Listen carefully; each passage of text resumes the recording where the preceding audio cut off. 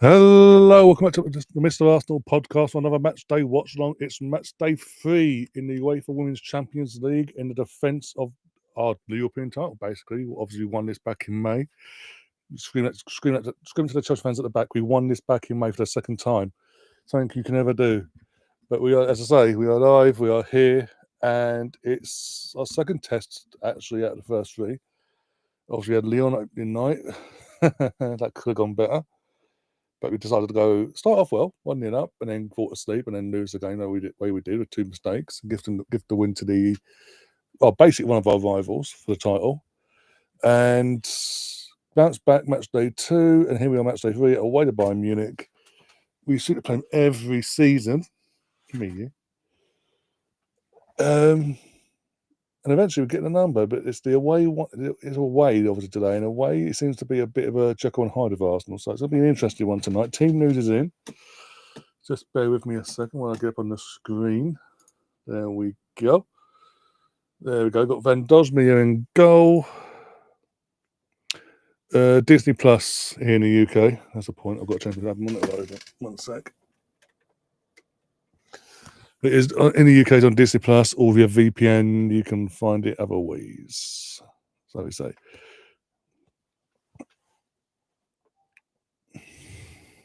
Just bear with me a second. In. No. Do not want that. Thank you. Hey, yeah. What are you doing to me?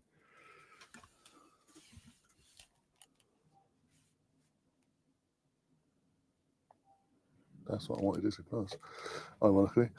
But yeah, so got Van Dosmere in goal, and a back for Fox. Then Lotta with Moy comes in and obviously continues to deputise for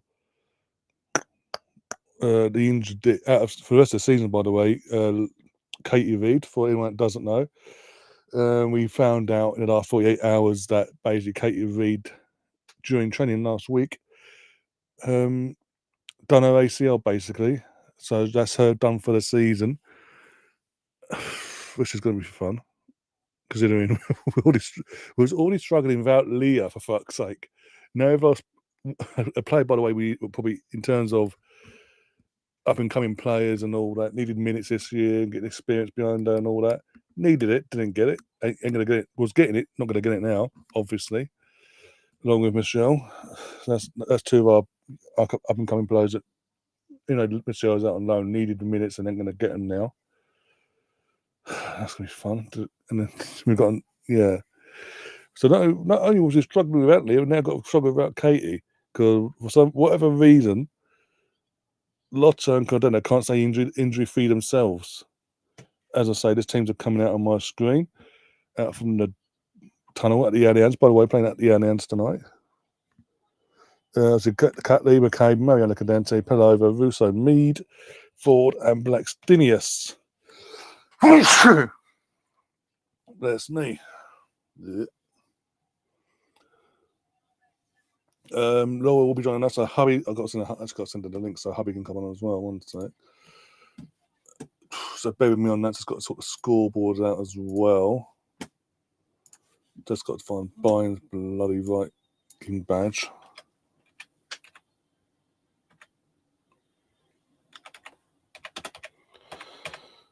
But this will be interesting. So correct me if I'm wrong, Kathleen, obviously in the chat, and probably have more to hand the actual fixtures we've got in this league phase. But basically, this is our last proper test in the group phase. It's in the group phase, the league phase, respectively. After these are all respectively winnable games. I mean, this is a winnable game, but it's still a test. I mean, saying that, this is a Bayern Munich side on match day 1 got battered by Barcelona. So take it for what you will. So let's get this down. Then we're going to go to boom. Place with that. And then I can go over X. Bang on that. Boom. So we're going to have a Rangers round for the first half hour, I think Laura said. I'll double check now. First half hour, yeah, that's it, yep. And then Laura's going to join us just after 6 when she gets in from work. Yeah. I'd make sure that was sent. No, did the wrong thing, didn't I? For fuck's sake, ignore that. Aye. Oh, why did I do this? Why did I do?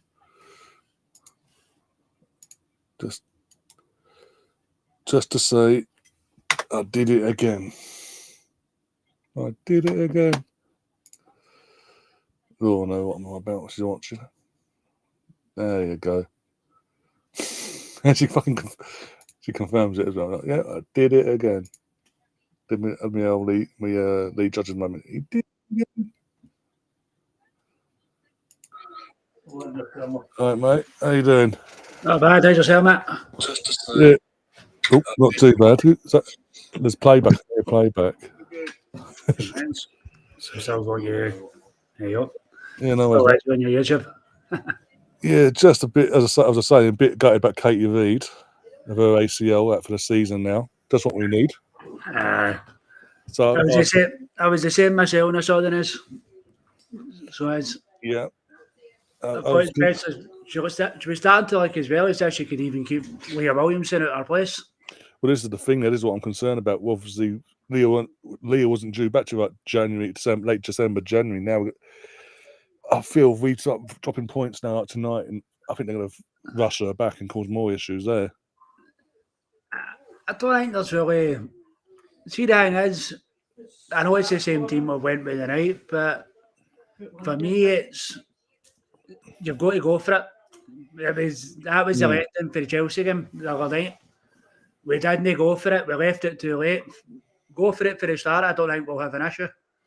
Well, that's the thing. As you say, Chelsea, we wasted 15, 20 minutes of the first half, waiting to get into the game, and then, as you say, it was too late. The referee, poor referee or not, he's just like, this was our own downfall. I said, well, everybody will see it on Laura's. Yes. Everybody will see it on Laura's vlog when she puts it. I think she's putting it out tomorrow. Even I said it at half time. It's as if, see, every time we come up against Chelsea, it's as if we're scared of them. Again, it did seem like there was a inferiority complex of the girls. We're European champions compared to their domestic treble. We did do something they can't do, but it just seems I don't know why. There's a fear factor. I wouldn't want a home record against that lot is good, really good actually. It's just for whatever reason they decided to turn up and show fear. Ironically, second half, when they did turn up properly in the second half, we showed we can put them to the sword. We can play them off the park if we wanted to.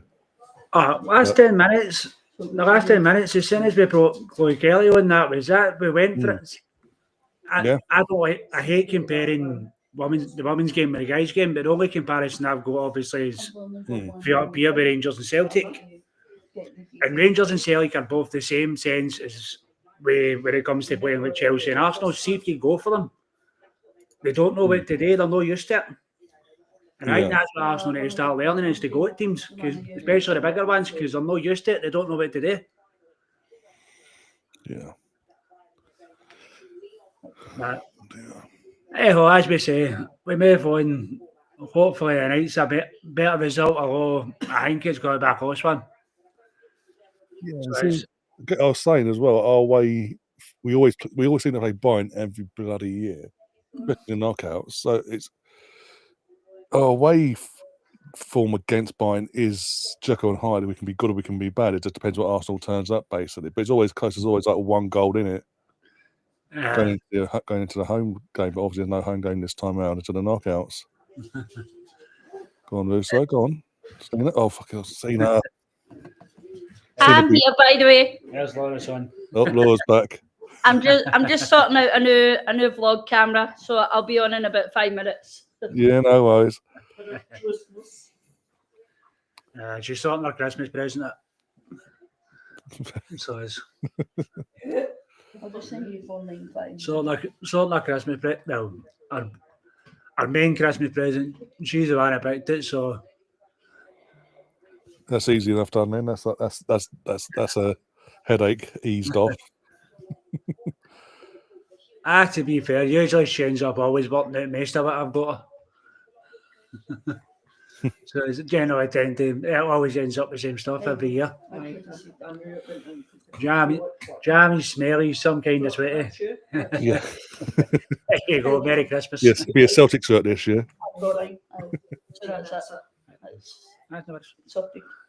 that there. So it's sitting there. I was going to say that's a black. I'm hoping Stin doesn't have one of them games where it frustrates the life out of me. We need to sort of. What's happening? So we need to sort of. No, you were only checking to see if I had hair stuff. Check and then I can. I'll meet me. Aren't you lucky, Catherine? I don't even know who's co-commentating on the Disney Plus side of things for us. Lotta, if you could actually close your play, then that'd be fantastic. Instead of just holding your hand. Christmas present. Ryan's on the charge here. I've got to get it in the books. You're seeing what you're seeing what I've just seen, and holding hands.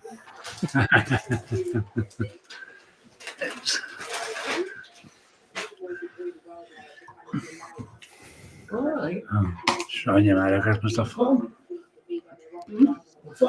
Idris says, "Did you see Glasses got a new coach assistant? Not coach. It's a what do you call them? He's skinny. Scout. New head of scouting, basically. So, Would be interesting. There you go. That's a giveaway. You probably guess There's a it giveaway. happened. On Fox Way, there you go. Emily Fox, my right. Find it. Live score helps. I wonder who scored offside. Check it out. It's weird to see. That's a good start. I'll take that. I'll take that myself. That's a right good start. Oh. Hey, Georgie boy. That's all George. Oh, George is famous on the telly. What the taxman's not after him this month? I will say it's poor goalkeeping in one sense. So yeah, that definitely keeps us doing better. I was going to say that myself. I think she should have done. She should have done better with holding Beth Mead's shot. The header, I don't think she's getting. There's no much she can do about the header. There is, but the initial, she's let herself down with the initial.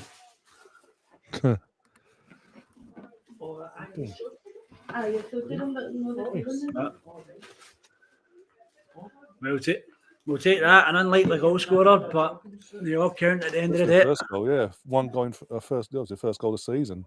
Doesn't really score that much for a fullback. Hey.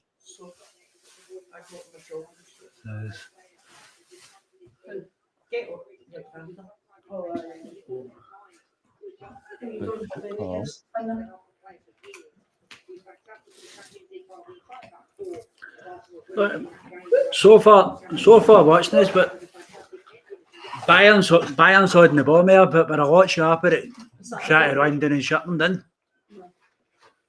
Rather than the way we done it at the weekend. Right, I'll send you a link. Right, just that. I'm not getting it done here from back. I'll just get to so that then you. That's sloppy from them. I'll take it, but it's sloppy. I don't rate this. This is the thing. Of all the players, there's some big players I've got in this Bayern team. I just don't rate them as a team. They're so beatable. If you turn up on your day, they are so beatable.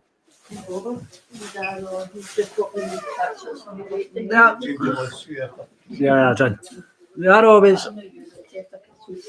Bayern have always been one of the teams that. See, as much as they're a competent team, they're like Chelsea. You can't deny how successful Chelsea have been, but see, at the same time, they're a beatable team. Yeah, especially this season. We were doing watching on was it Sunday? What date it was now? At the weekend, either which way. We were sitting there saying, like, this season, Chelsea haven't been pulling up trees domestically or in Europe in terms of their performances. They get a goal and they just sit back and defend for their lives, basically. They just get out of it by the skin of their teeth. Ironically, did that again against us, but still. Oh, don't it. They've been like that the last couple of seasons. See, I think was it last season they played Celtic? Me and Laura went to Parkgate, and honestly, Celtic should have beat them.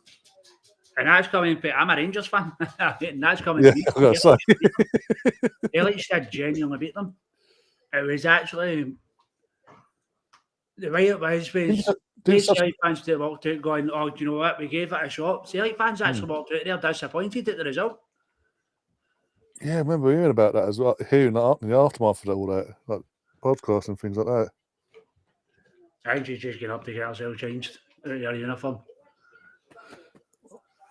Out of that lovely green polo shirt.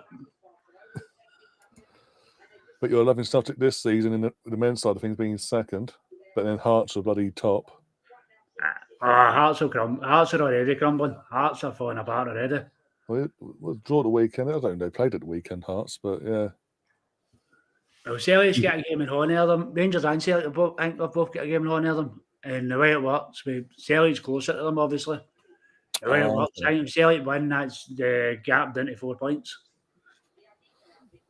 So it's talk about up in Scotland, it's a funny old season so far because I think the gap between second and 11th is something like 10 points or something. There's no a great deal in it. Like, usually by now you've got the runaways at the top and at the bottoms. Like third, fourth onwards is like just make it up basically. Yeah. So it's but bloody it's Rangers in terms of Rangers side of things. It's no one's fault. They went for bloody Russell Martin just because, and actually too late in the end. They got rid of him in the end, but it was too late. The less said about Russell Martin, the better. Genuinely, I didn't even know you pointed him to us on Sky Sports. In some ways, like came up with Rangers man. Like, what the fuck did I hire him? I get a lot of people could say the same with that Danny Rowe, but to be fair, for he's came in, he's actually brought a bit of fight into the team. So he has. You can actually see what he's trying to do. Whereas with Russell Martin, it was you never had an idea on at any point in the game what he was attempting. Oh, we got Catherine on the phone, have we? Yeah, on the phone. Still working, but you know what? This is more fun and less stressful than working. Hello, friends. That was really loud in my ear. I'm trying to get the volume fixed, and all of a sudden I just hear a very loud Laura come in. She's dead. Start that side. Oh, let's see. Sorry, I was supposed to finish work at 6. Got away early, and then my mum was like, "I'm going to come and sort your Christmas present out." Let's see this. Give him the due there. I do apologise if anybody was waiting for my lovely face to pop up on the screen, but you ended up with my husband's face. I was gonna say when I saw that you had joined, because that's the name that has joined. Like, go on. Laura's got a bit of a different face there. Bugger off there. Wow. So it's fine. The wrong number. Don't get me wrong, I got the assist, but I never got the goal scorer, and I also didn't get the time either. Nah, I thought Bayern would have scored first. So I thought it would be second goal for Arsenal. Well, 11.5 minutes. I can already see why Bayern got battered by Bath on match day 1 the way they did. Bayern? Yeah, I think. Oh, go ahead. I'm trying to figure my thoughts out. Bayern haven't. I don't know about Bayern this season. They haven't exactly. But then the manager left, didn't they? The one that they had. I believe so. Yeah. Yeah, I think he left. So I think really he was steady for them, but. All I know is that we were the first team to score today. Barcelona kicked off at the same time as us. They're playing the Belgian team that we are playing on match day 6. Barcelona played at the same time. Bon Mati, the Ballon d'Or 3-time winner, didn't get an assist yet. How dare she? No, that game is still no. So that's an interesting one. By the way, I'm driving out all season now. I'm that pissed with that situation. You know, I absolutely Oh, laughed boy. on the following few games because she was not their start player. Hell no. I mean, even if you look at like the statistics that they're Opta stats, but FootMob and SofaScore, they use them in different ways. But the fact that both of those apps and websites put the average, here's the best squad for the Champions League and for Liga F. The person with the highest rating was not the Ballon d'Or winner. It was Alexia, who had finished. I don't want to say had finished at the top really there, need but to get a jingle for Catherine for when she says she's got a statistic like. Catherine, start of the day. that was a nice little header from Foxy there. I'll be honest, I did miss it because I didn't have the volume quite turned up and I was trying to get things sorted. But Well, why did Emily Fox so far up the pitch? Go on, Beth. That's where she's been existing, though. She's been existing like in the right wing position, especially when we're pressing so much, and then she'll just float into the box. Like it's just what she's doing. But that's what she's progressed on this season, hasn't she? Like Emily Fox, she's progressed on that this season. Like Beth Mead over the last 2 seasons has progressed more on her defensive work. Emily Fox has obviously worked on her getting up the pitch, further up the pitch, and being. That'd be why you're stupid. All right. Where am I? Lotta, if you could do more than just stand there waiting for your teammates to be tackled, that'd be fantastic. Yeah. All right. Now we're getting caught out. Well done, Emily. Well done, my defender. Yeah. And Beth Mead. Has any of you seen that apparently Georgia Stanley is told that her contract's finishing at the end of the season, at the end of this season? Oh, so you're doing I want to come home now, is it? Okay. Would you take it at Arsenal? No. I've not been. That was quick. I'll be honest. I'll be brutally honest. Since we won the first Euros, and she then ran off in the hype of all the winning the first Euros and running off to Bayern Munich. I've not been. Apparently, as well, that Geraldine Rittler's been told as well that she'll not have a contract at the end of the season. That was the one that Arsenal was going for. The Swiss player? Yeah, but that's the one I'd look at. That's the one that basically said she didn't want to come to Arsenal. What, that she'd rather go to Chelsea? Or a Manchester team?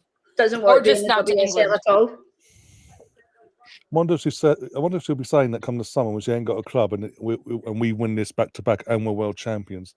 But all right, so here's it was a whole talking point last week on the women's show on Paramount Plus. So, for the men's side of the Champions League, you've got Kate and Thierry and Micah and the Grossman, where they have their panel, and then you have the women's side, which was just created because Paramount Plus just picked up the contract for the Champions League stuff.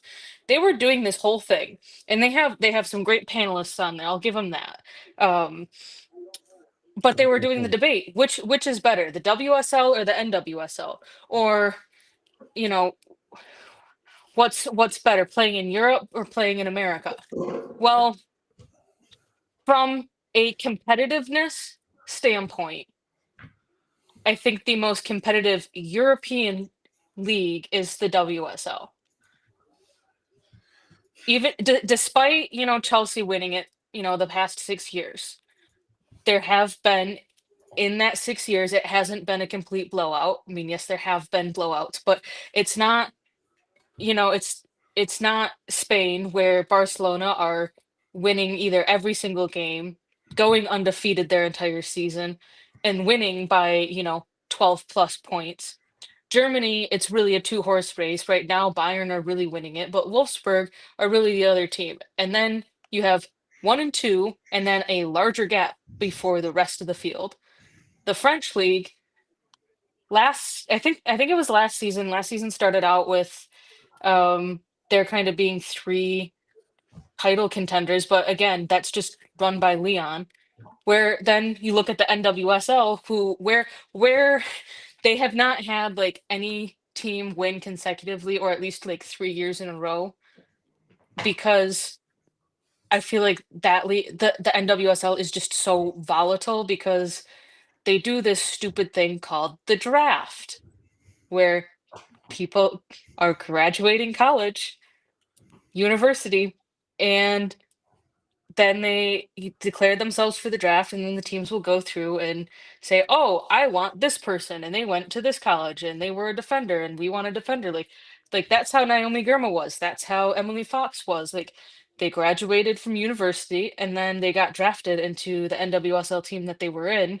But then there's not really like a lot of trades that go on at the start of the season, I think, because of the draft, and it's just a stupid thing. But to me, I still think like the NWSL is a either starting out my career or finishing out my career, and maybe we'll get lucky and have a decent, prime time career in the NWSL, but likely not going to be leaving at 30, 31 to be going to play in Europe, unless that is where I am from. But it's a growing league, but I don't think it's at that same level as playing anywhere in Europe. But that's just my thoughts. Yeah. Especially as well, like the NWSL is not exactly, it's like one competition in it. It's not. Well, they're making it interesting because if you finish in the top 8, then they go into the playoffs. So you have like, I think you can now technically get 3 trophies because they do like some sort of weird type of community shield thing, but it's only for like, they only started it I think this year, but it's not even like community shield. It's between like Oh God, sorry. Mexico and the US leagues, and they just get thrown in groups. I think it's weird, but then it's like, okay, Kansas City Current, they completely dominated the league this year.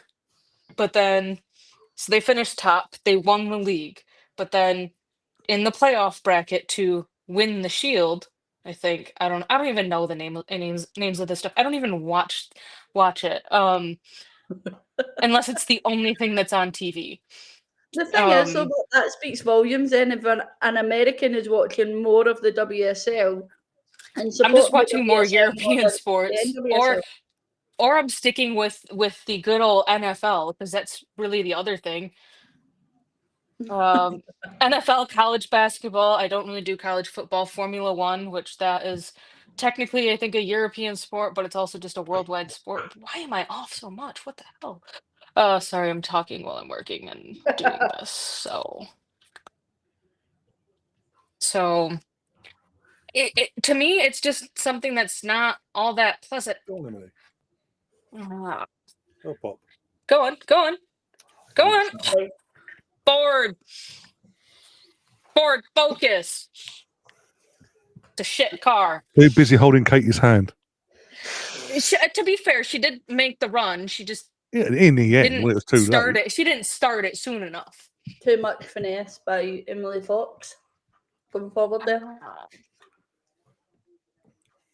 Yeah, all right, so. Did you answer this question, James? Somebody asked what the dog's name was. Oh, missed it. It could have been both dogs. It could have been mine or it could have been Ryan's, but I don't think Ryan's dog. You didn't even specify, to be honest. That's what yeah. I'm fucking think what to say now. The dog's name or the leagues. Take your pick. Take your pick. It's all pointing off at Tottenham losing 4-2 to London City the weekend. Something you called, Catherine, that London City would turn up. Oh my God! Hit the post. Off the bar. Steiner hit the post or crossbar. One of the two. Keeper. Either way, keeper's beaten. Oh, Christina. Beth made it's better from her though. Well, I think. Crossbar. Hit the crossbar. Would have been a Russo assist as well. Oh.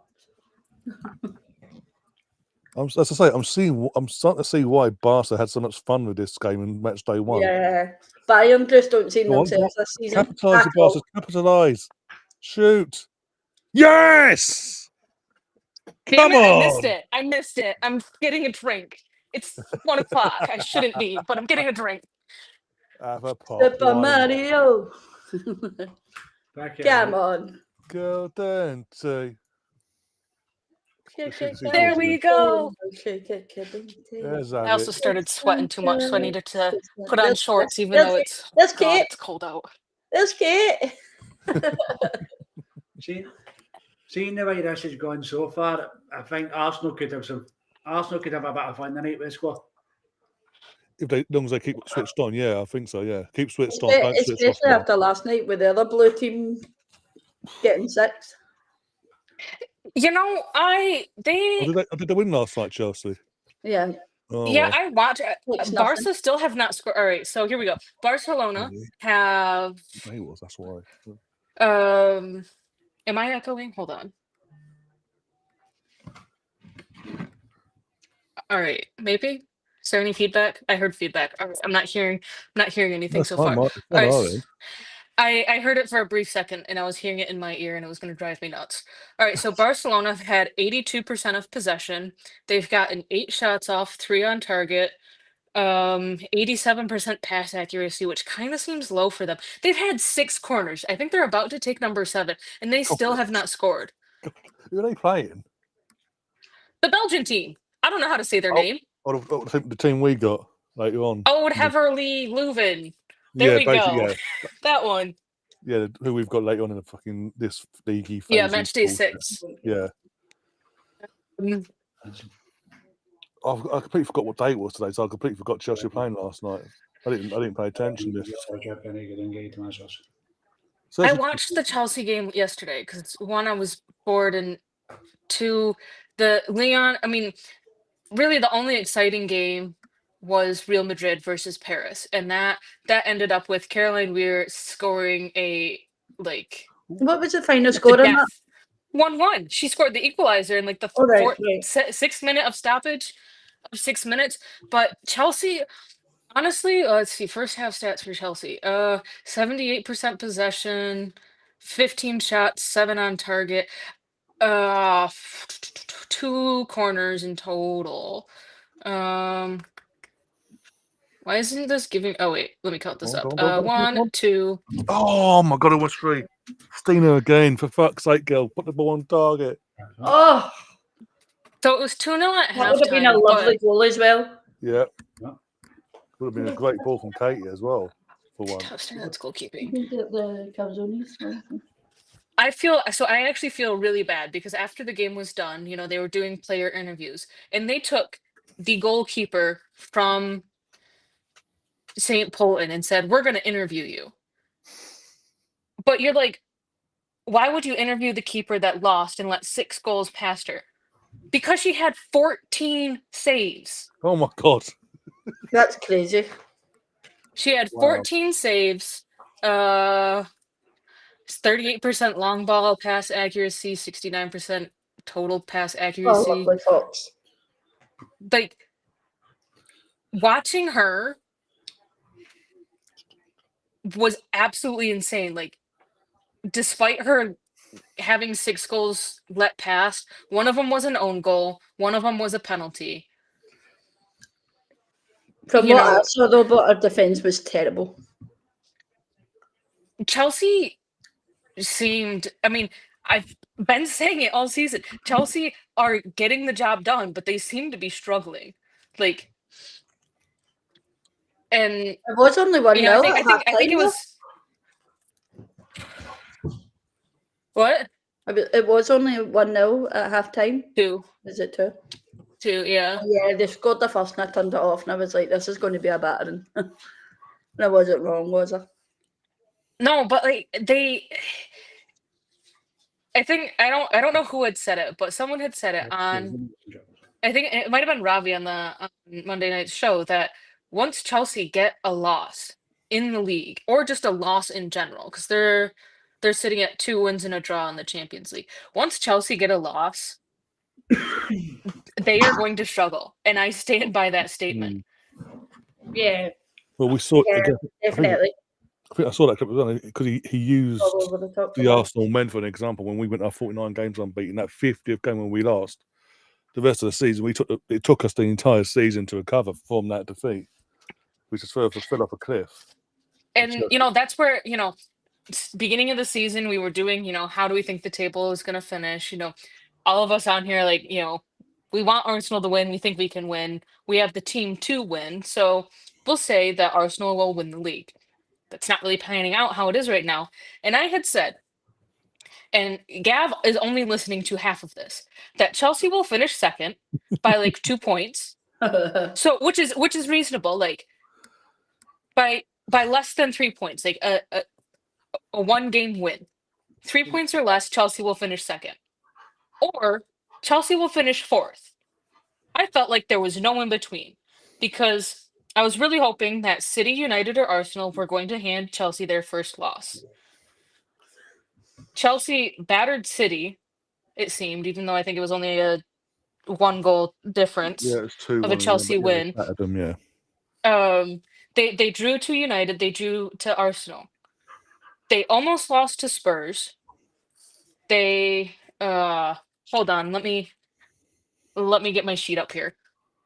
Because yes, I do have this on my work laptop. But way of doing it also is realistically looking back at obviously not just arguing at the weekend against them, but against Man United. If Man United were more clinical on the day, they should have lost that game as well, almost 3 again. Go on, Caitlin. Go on. They struggled. 1, 2, nothing. 6, 7. Nothing. Yeah. But They struggled. There's 7 Bayern players around Caitlin Ford there. 7 Bayern players, and not one Bayern player even put their foot in to take that ball off her. That's how easy it is to get past Bayern at the moment. They're showing the Caldente goal again. The defeat from Caldente. Yeah, the composure. Yeah, Chelsea struggled against Leicester. They got 10 shots off, 8 on target, and the score was only 1-0, and it was a 7th-minute goal. They seemed to struggle against West Ham, despite it being a 4-0 win to Chelsea, because they scored 3 goals in the first 23 minutes against 11 players. In the 23rd minute, a West Ham player went off with a red card, and they were only able to score 1 more goal in the second half in the 67th minute. No, I'm okay. Spurs seemed to be holding their own until the 61st minute when Chelsea had scored. But in that game, Chelsea got off 27 shots, 4 of them were on target. In the first half, they got off 16 shots, 2 on target. So they just died off in the second half, and once they got their goal after 16 minutes, they just I'm going to stop playing. Yeah. And then London City, second half, they got 11 shots off, 1 on target. They did score the stoppage time goal, which was a Sam Kerr goal. So that was their 1-0 in the second half, 2-0 overall. But again, 6th minute of the game, Chelsea score. You have a 6. I think their first goal in the West Ham game was before the 10th minute. You've got so we'll say 7th minute for Leicester, 9th minute for West Ham, 9th minute for United, 6th minute for London City, 9th minute for Arsenal. All of their goals seem to be coming before the 15th minute, and then they just are done. Yeah. And I'm still so pissed about this weekend. That's what it seemed like on Saturday with Chelsea. They just stopped playing. After they scored, they're like, we're just going to stop. We didn't take advantage of it as quick as we should have. Yeah. All right, let's see. Barcelona still have yet to score. That's not what I'm looking for, though. I need this. Go on. Ball through. No. What's your timestamp? 31:44. All right. I'm 9 seconds ahead. I don't know what Ryan is. I'm assuming Ryan must be running about the same time as you. Yeah, I think which is maybe a second ahead based off of the time he's got there. All right. Who we see Kyra County Cross going at the end of the season?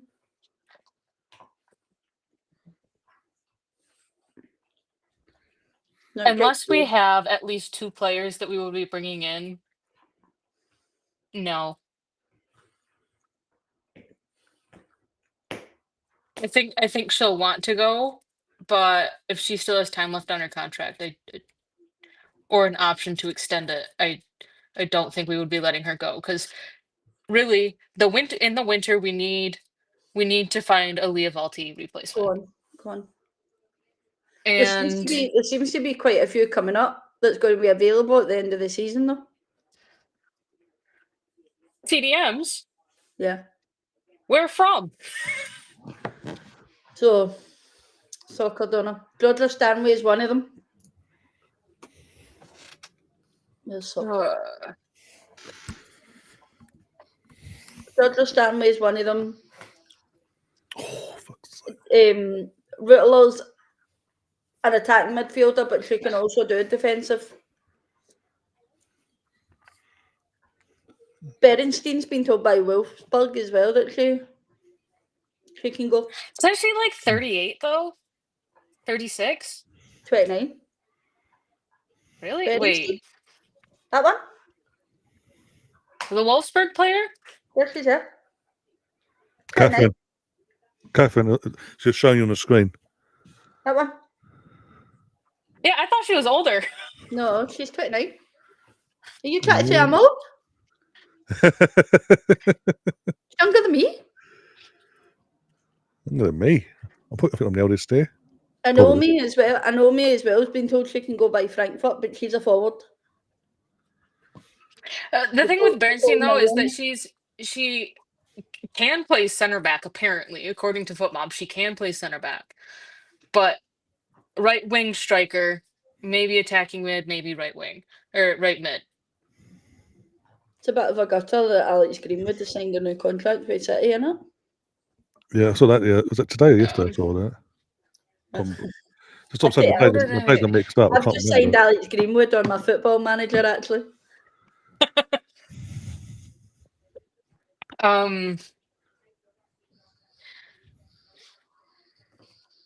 I mean, if we want to back up, there's two quality center backs that are playing in the NWSL that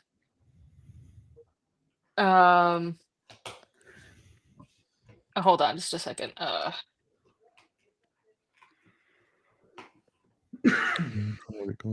think we spoke about it many times. There's definitely one that we want to see at Arsenal, and it's Sam Coffey.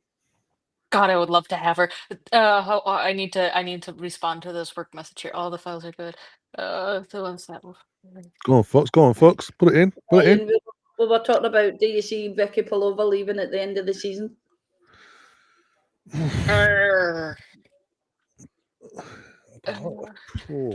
There's so many contracts that are up. I think Vicky Palova. Sorry, Kyra Cooney-Cross. Well, I think Palova's contract is up. Mariona's, I'm pretty sure, is up, and the ones. I think that's a Mariana, because they're having such an. She said that she's had such an influence in a short spell already. They're off.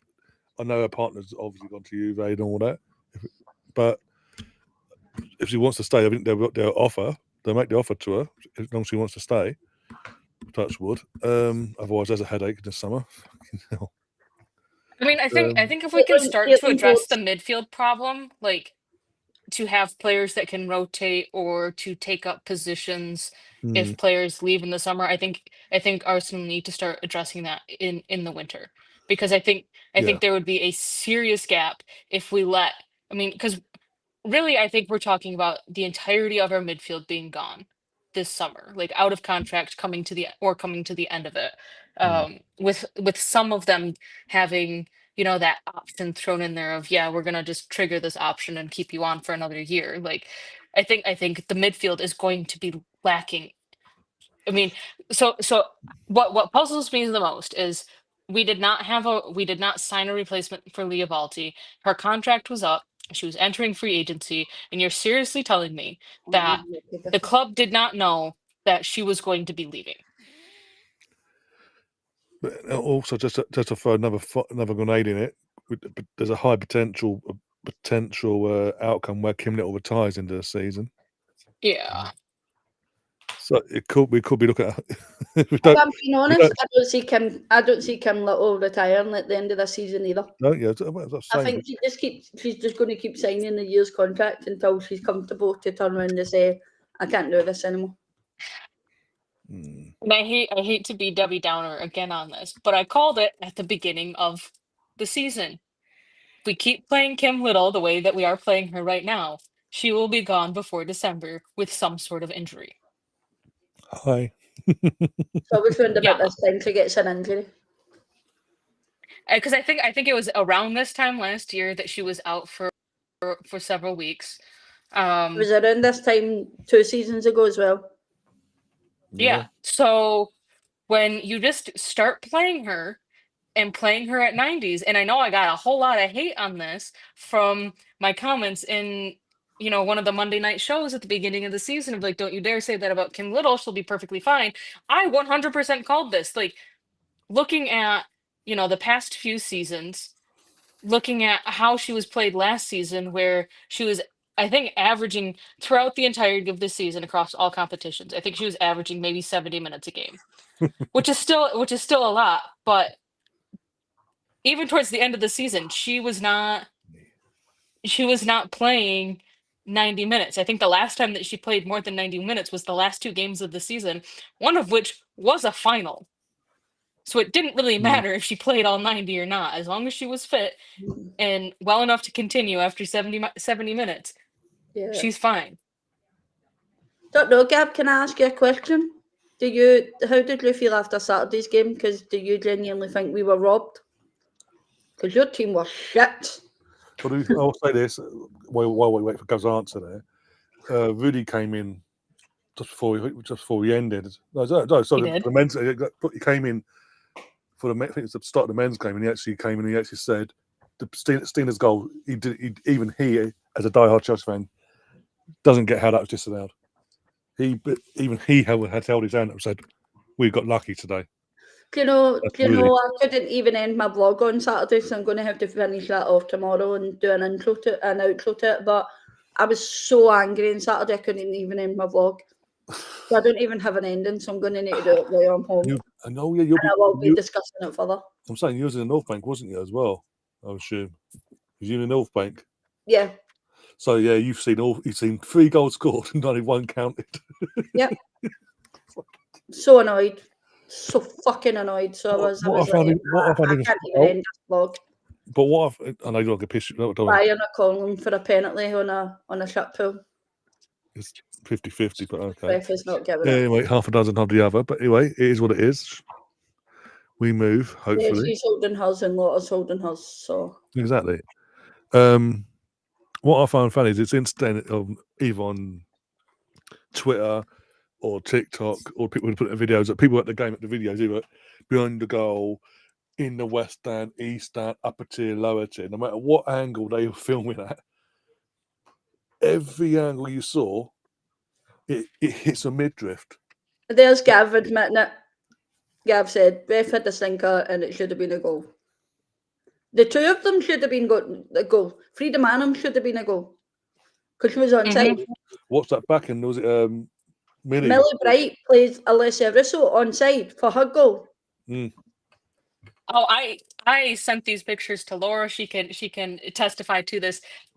Someone was like, someone please tell me how this isn't offsides. And then there were people that were like, or how this was offsides. And people were like, well, was offsides and wasn't offsides for the 2 goals. And I took the pictures, I took a screenshot of them, and there is a ruler thing on the iPhone where you can edit this. I lined it up as best as I could with the referee's eyes to get the right angle and to play it off of the feet. And I drew lines. There was the Freedom Autumn goal that was called offsides. I took it after the fact. I drew lines like 7 more times. And in order for Arsenal to be considered offsides, the referee would have either needed to be standing further up the pitch by probably another 5 yards, or they would have needed to be like directly in line with the Chelsea player, but like 5 rows deep into the stadium seats. Like, which technically you would think like, oh, that would be, still you would get a better vantage point, but because the angle of then you're sitting up higher, it's a whole thing. I drew lines. It was like I think I drew 6 or 7 lines, and in only one instance, Arsenal was offsides, and that was when the ref was up the field further than. I mean, even when you actually look at the pictures, she was still the referee, the sideline judge was like 2 or 3 steps ahead of the line of players. So that, I mean, when you look ahead or when you look behind, you see the thing that is furthest away from you first, and then the thing that's closest to you. That's just how optics works.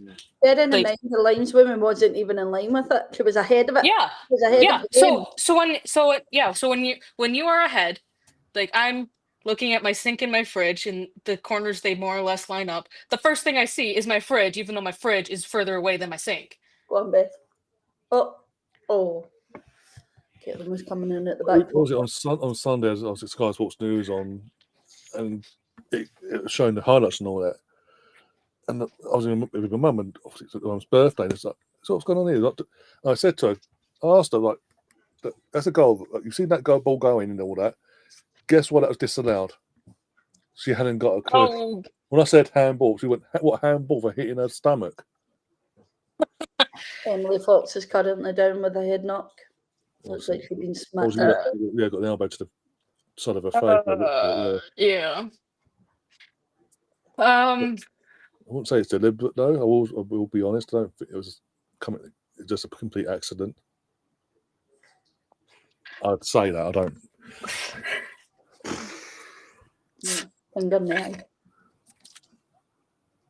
Okay, the one referee I will say that I do not want to see reffing an Arsenal game is Amy Fern. I also don't think Brighton want to see. All right, so Amy Fern has refereed 6 Arsenal games, I think, in the last 3 seasons. She's called fouls against Arsenal 39 times. That's about 6.5 per game. She's dished out 2 yellows. However, Arsenal have won 4 of those games, but lost the other 2. I don't know who the losses were to. However, Brighton get even more screwed. Brighton have had her 7 times. She has called 75 fouls against them. It's about 10.7 a game. Almost 11 fouls a game she calls against Brighton. And Brighton have only won 2 of those yellows. She's given Brighton players 12 yellows. Of course. So they get absolutely screwed. But she has refereed 4 Chelsea games and 5 Man City games. And both of those teams have 100% records with her as the referee.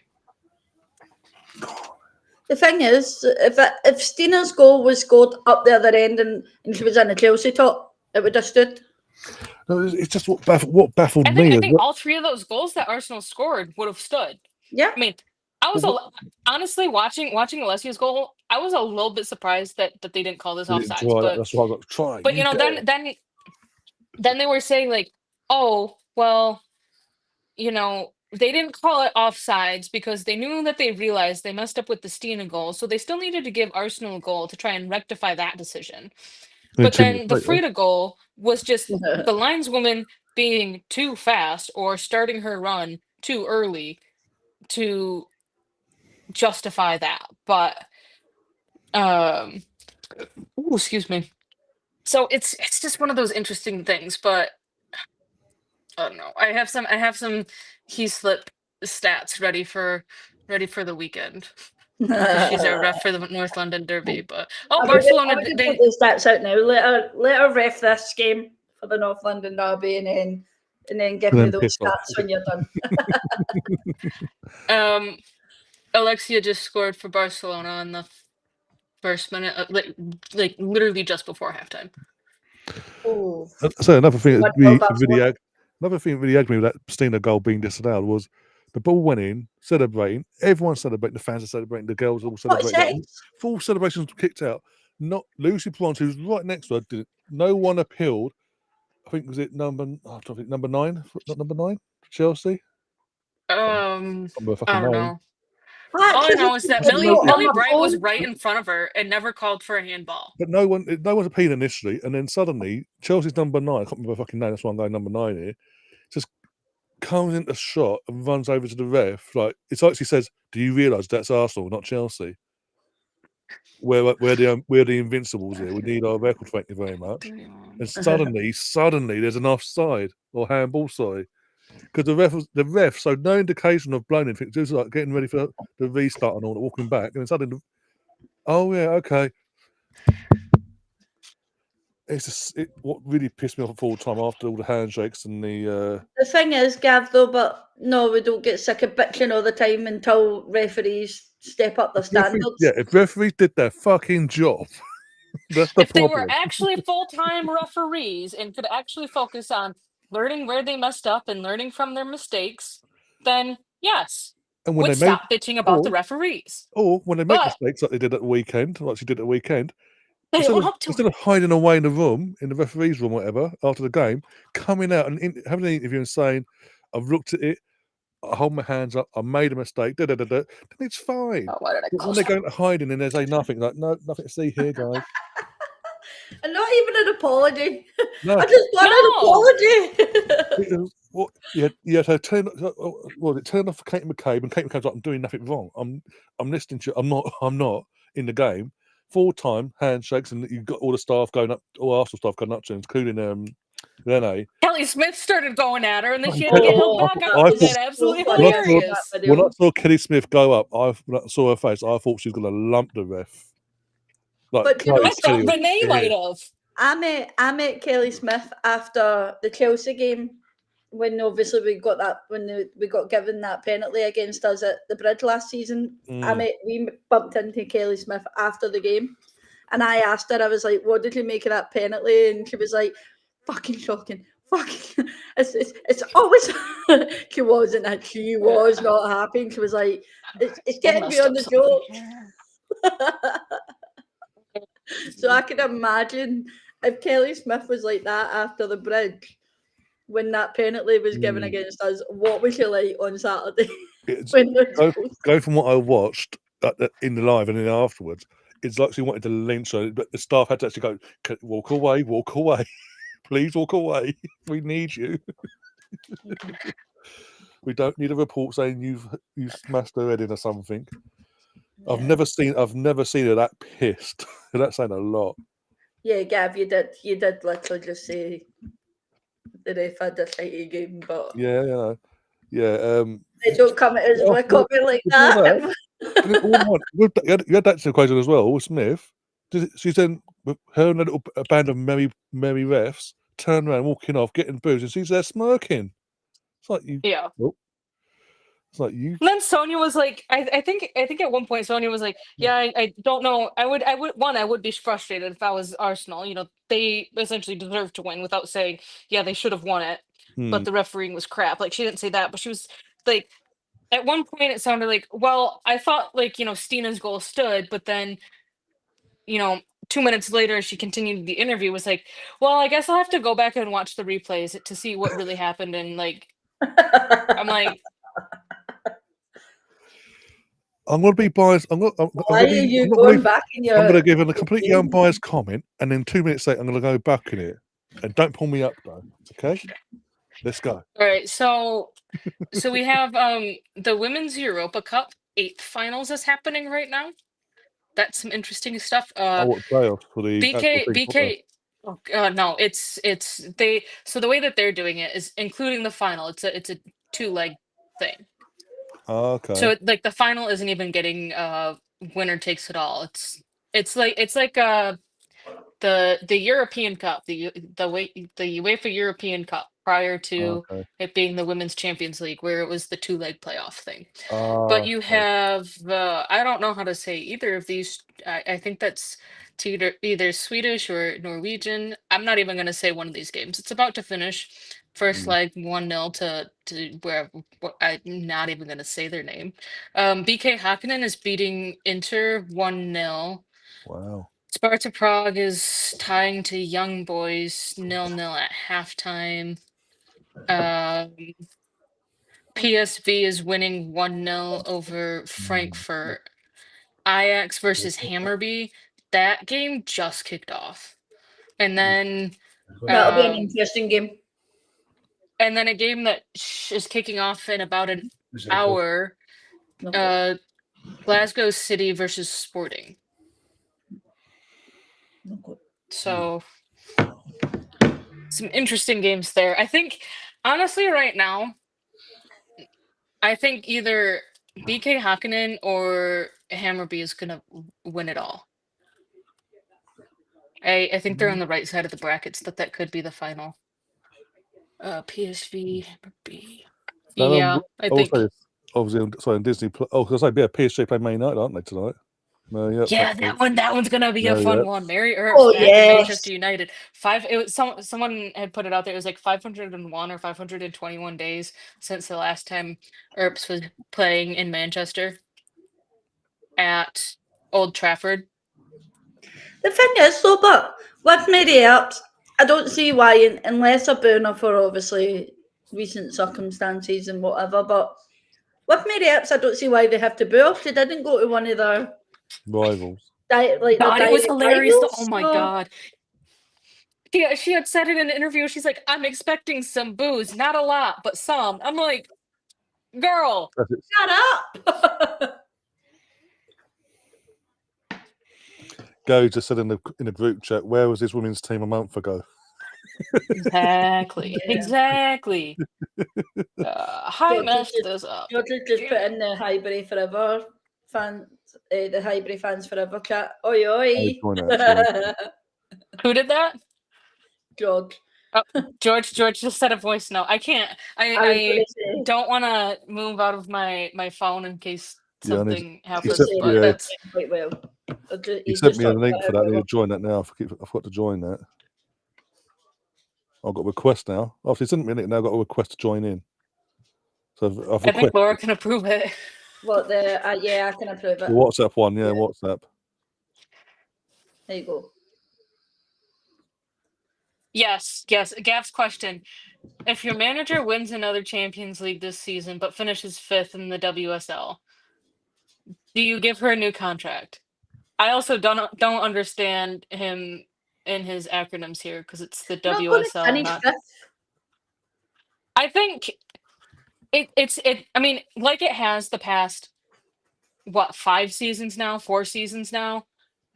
The games between City, Chelsea, and United really determine, and Arsenal, between those 4 teams, really when those teams play each other, that is going to really determine how the table finishes, in my opinion. I mean, last year we lost it at the end of the season. By lost it, I just mean started playing like crap against Leicester and West Ham and struggling there. But if we can, get a win against United, get a win against City. Well, we've now played the top 3 once. We've gotten 2 draws and a loss because the City game. Hold on, I closed that out? But two of the 3 were away from home as well. So 2 of them 3 we at home as well in the reverse fixtures. Yeah, I reckon we go to the bridge and we batter Chelsea just to punish them for what happened. Fucking love it. All right, so the referee to the bridge. So the referee that we had on Saturday against Chelsea, was the same referee that we had in match week 5, City versus Arsenal. Oh, what's Arsenal was away. Yeah, so City won that game 3-2. There were 0 yellow cards. There were 14 fouls, 9 for City, 5 for Arsenal. Offsides was called twice for each team. City had gotten off 18 shots, 9 on target. Arsenal was 16 and 7. But let's see. The last game that Melissa here did not give out any yellow cards in a game was match week 19, Arsenal versus Leicester. Arsenal won 5-1, 16 fouls, 10 for Arsenal, 6 for Leicester, 4 offsides for Arsenal, 19 shots, 10 on target for Arsenal. So like that's 16 fouls, no yellow cards. I'd have to go back and watch that game to figure out, okay, why didn't she give any yellow cards? I'm pretty sure in the City game, even though I was half paying attention to it because I was getting my hair done for my brother's wedding, like Arsenal just played like crap. So not sure if like yellow cards not being handed out was just a thing, but it's just an interesting thing. I mean,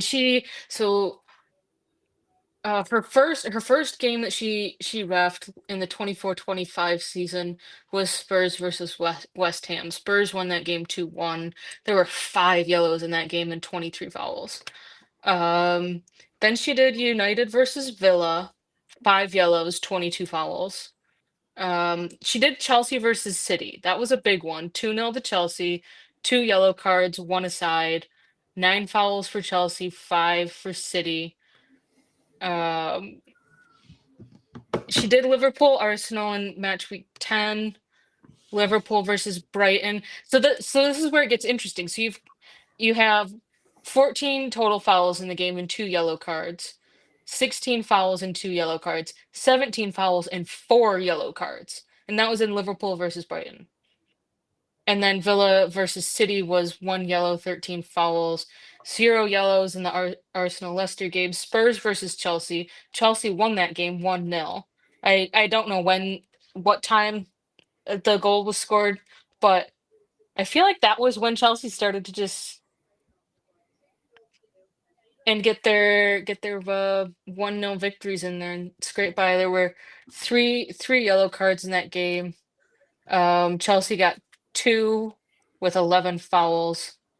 And then she refereed the Arsenal versus Manchester United game on match week 22, last game of the season. It looks There like were Bayern are 30 going to bring on Pernell Harder.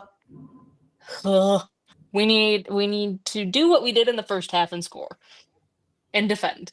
Yeah. There were 30 fouls in the Arsenal United game on the last day of the season. Gav said we didn't answer the question. I'd give her a new contract. Oh, I thought I did. Yeah, give her a new contract. Yeah. I think she deserved to have a 2-year contract, but that's just me because one, who are you going to bring in to replace her if you decide not to extend her contract? Yeah. And 2, Gareth Taylor. give her at Cool. least 2 years because she I wanna has stay in the league, thank you. Yeah. Did you hear that, Catherine? What? Gareth fucking Taylor. This one down here. I was kidding. I actually want to stay in the league. But he's You going not to get winning this season? relegated. Isn't he going to get relegated? Well, they don't like winning. They win. They're winning games. Wasn't getting to get the first points off Chelsea this weekend. They would have been. No. They Liverpool. They drew 1-1. They were winning, and then they drew 1-1 against. Wasn't it Brighton? Yeah. Yeah. Both West Ham and Liverpool got their first points of the season. And both of them were draws. Both of them were wins. They were winning until like the last 15 minutes of the games, and then they just lost the win. Like actually, Rosa Kafaji came on, and like I think she was on for like maybe 5 minutes, and then she just scored the equalizer. Like, yeah, Rosa Kafaji. Not upset with that. No changes at all in any of the teams. No, it doesn't look like it. No scoreboard. No changes at all. Let's see. I don't have the mental capacity to figure out what mistake I just made. Starting.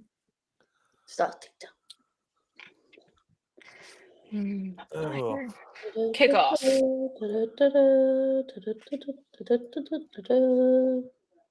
Because right now we're a little bit bored because we're up 2-0 away to Bayern and we're just like completely dominating them. So first half stats, 57% possession.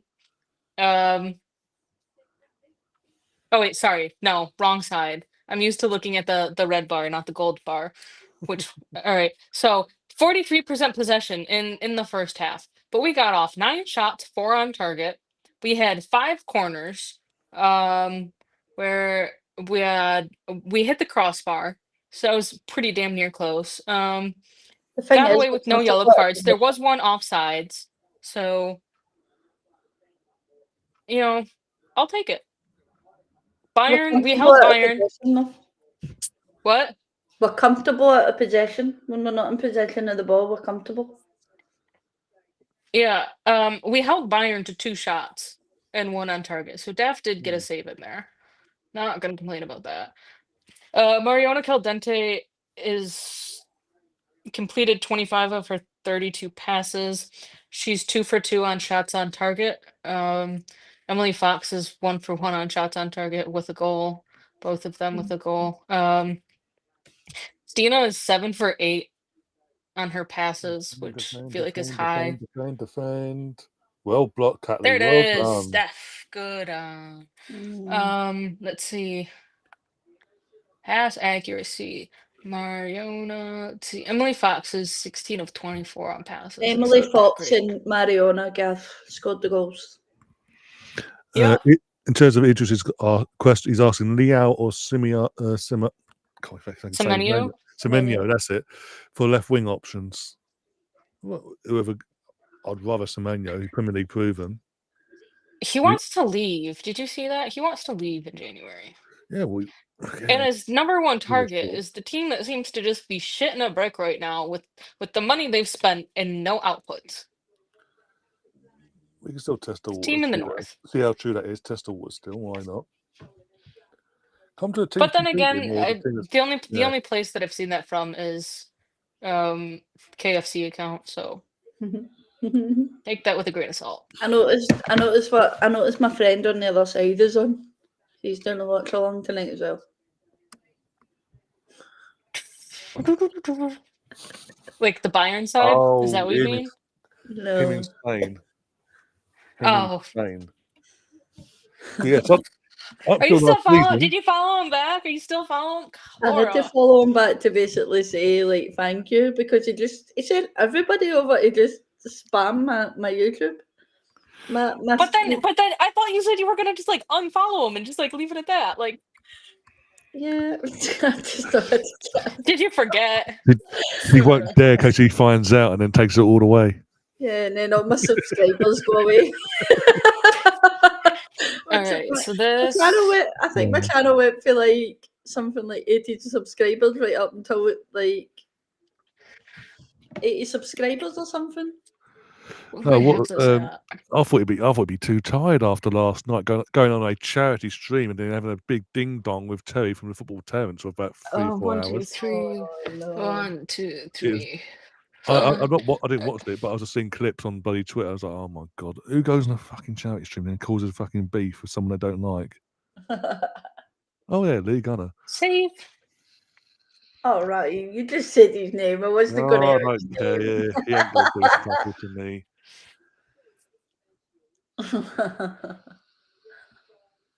He's a nice guy. I'm going to leave my comments to myself and in my head. Yeah. All right, hold on. I'll put myself on mute and get him out. I'm going to do my Jose Mourinho. Looking to push up on us. We're panicking a wee bit here now. I'm going to do my inner Jose Mourinho. If I talk, I'm in trouble. Yeah. Even Tony might be coming back. I mean, there's rumours. All right, I kind of got my thoughts out loud. We're good. We'll move on swiftly. Yeah, but you are not only getting a watch along and some Arsenal commentary, but you're also getting some commentary to Catherine walking herself through work. And I talk to myself a lot while I work. Going back to that person in Spain, what does my head in? I won't say his name. Up to last season, until Arsenal played Madrid in the quarterfinals, as far as he is concerned, nope. Women's football is I do not care. I want to give it covered. The second we got Madrid in quarterfinals, I'll watch it because it's Real Madrid, and because we won it, background right. That's my fucking club, man. There. And now I didn't watch Long's Good Off when it comes to hold on. Whoa! That was right through the back of Beth Mead there. There was no need for that. Yeah, she's quenching as well. Or whatever we call it. Cowering? Not cowering, but that's how she's in pain. You could type her face. Can you hear my stream? No, No. I can't. Fantastic. Did you see Uber on? Wonder I've seen. about I'm not. invites I to didn't back want because I of don't like. Again, I don't like Troops personally, but in terms of how he's become in recent times. But I've seen clips on Twitter and all that. So, or X, what you want to call it. I've seen the clips. Go and Yes. fuck a duck. I can tell you. Sorry.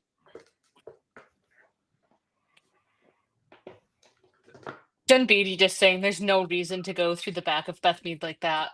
I mean, granted, she made it like a whole like 70-second prelude, but she's got the point across. But No yeah, point to do that. one the player that committed the foul just walked away thinking, "Oh, I can't believe I got away with that." And just going to double check. Did I get away with that? Yeah, fucking hell. Don't know, but can anyone spot my dog? Back in the window? Just passed out on the back of the other sofa.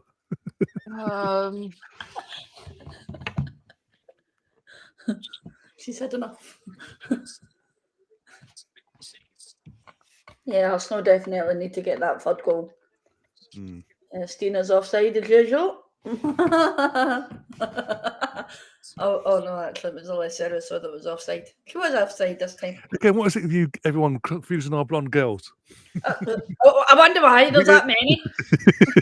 And they all wear their hair in the same way. Our entire squad's worth of blonde players with ponytails.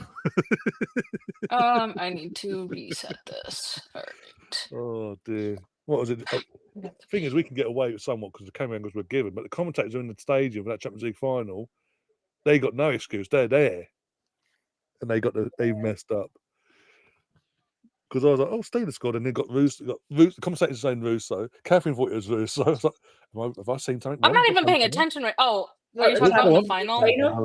Unlucky. Oh, that was a Russo shot. Oh, go for it. Oh, good. Let's see, Russo. Do we like Alessia Russo further back? I'd rather actually rather than on the front line itself. I think we get better out of her on the front line. But it just seems recently we're trying this, playing both at the same time. I'm unlucky. We're trying to play both at the same time just to keep Stina happy. So because her contract's up, that's another one. His contract's up. Well, I think we're going to have to keep Stina on for another year. Well, that's because what I'm saying, I think what I'm thinking is that okay, we'll have Stina on. We'll let her leave at the end of her contract. We'll have Michelle, and we'll keep Michelle on for the year. Look what's happened. But they can't do that now. No. So unless I have someone else in mind. Because I mean, this is me not being Debbie Downer. This is just me, like, thinking realistically on returns. I mean, to get back to full fitness and performing at the levels in which she was performing at Brighton, which was a little bit off to a slow start, but then even where she was performing for England during the Euros, I think we're still looking at, because it happened 6 weeks ago, something like that. So last international break, at least a year from now to be getting back onto the field. Yeah. But then getting back up to where closer to that point that she was performing at prior to injury, I think we're still looking at, January, which would be first game is usually middle of January, maybe February. Like that's kind of the early side. Let's see, where am I looking? Go on, Mario. What a hit from Russo, by the way. Initial shot. Fucking hell. Put some power behind that.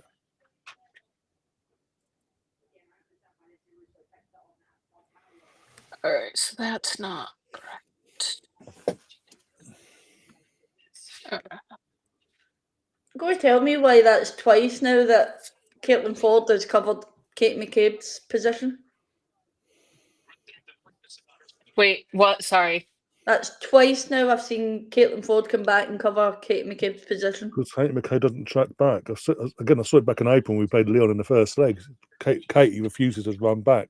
She trots back. Lovely ball. Lovely ball. Too far though, but for Beth. Kate McCabe ball through for Beth. Fingers crossed and touching wood, Idris. Tyrell Gunner TV's in the chat. Big up yourself. Ain't seen you for a while. How you doing? Hi. It's just harder coming on, isn't it? Yeah. Ex-Chelsea coming on. for Yeah. Milanovic. Who's I thought you LG said she came in Ryan? at halftime. No, apparently not.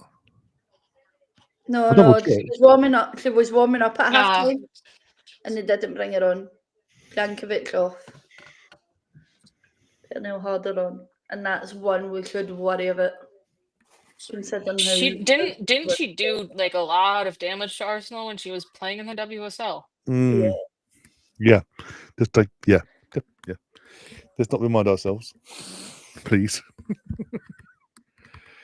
I don't think she's been doing too well at Bayern though. No, since she's Not this season anyway. left, she's not really pulled up trees. Let's put it that way. She's not as dangerous at Bayern as she was at Chelsea. No. And that's simply because Bayern don't have the players to provide the service for her. I think going to Bayern was the wrong choice for her. Okay, that's the list spreads, right? So I need to take this one.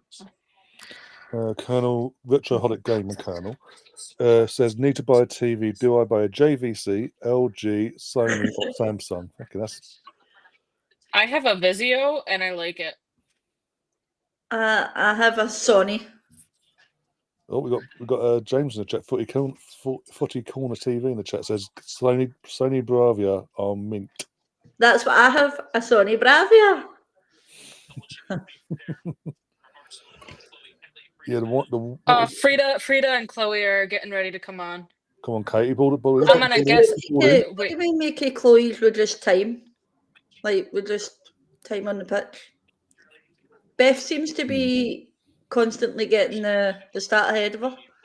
Well, It doesn't look too Well, I happy. think to be fair to Beth, she has picked up some form recently, so she's within her right to keep the spot. So, but yeah, and I think it's a bit of twofold. I said this in the chat on Monday. I don't think Chloe's fully fit. no, yeah, I think it's a bit of twofold right now. Like getting Chloe Kelly back to 100% full fitness, because I think right now she's rocking at about 85, 90. That's just me thinking, but maybe now she's at the 90 to 93 mark, and that's why she's getting closer to 30 minutes of game time rather than 10 to 15. So yeah, Stina's off for Frida. Stina off, which is I think that's the right choice. Nick Ford. I don't care. I swear it's gonna be. It's Yeah, probably gonna be off. Beth that comes off, but No, I think Ford's Ford off. needs to. Ford's off. So Chloe Kelly's on the left, I'm assuming. Resting for Sunday. Maybe. Also, has she got that stuff around Really there, Chloe? Let's have a look. It actually shows a better fucking angle. Because that's the one thing she's had since the Euros, coming back from the Euros and all that. That's strapping her above her knee on her.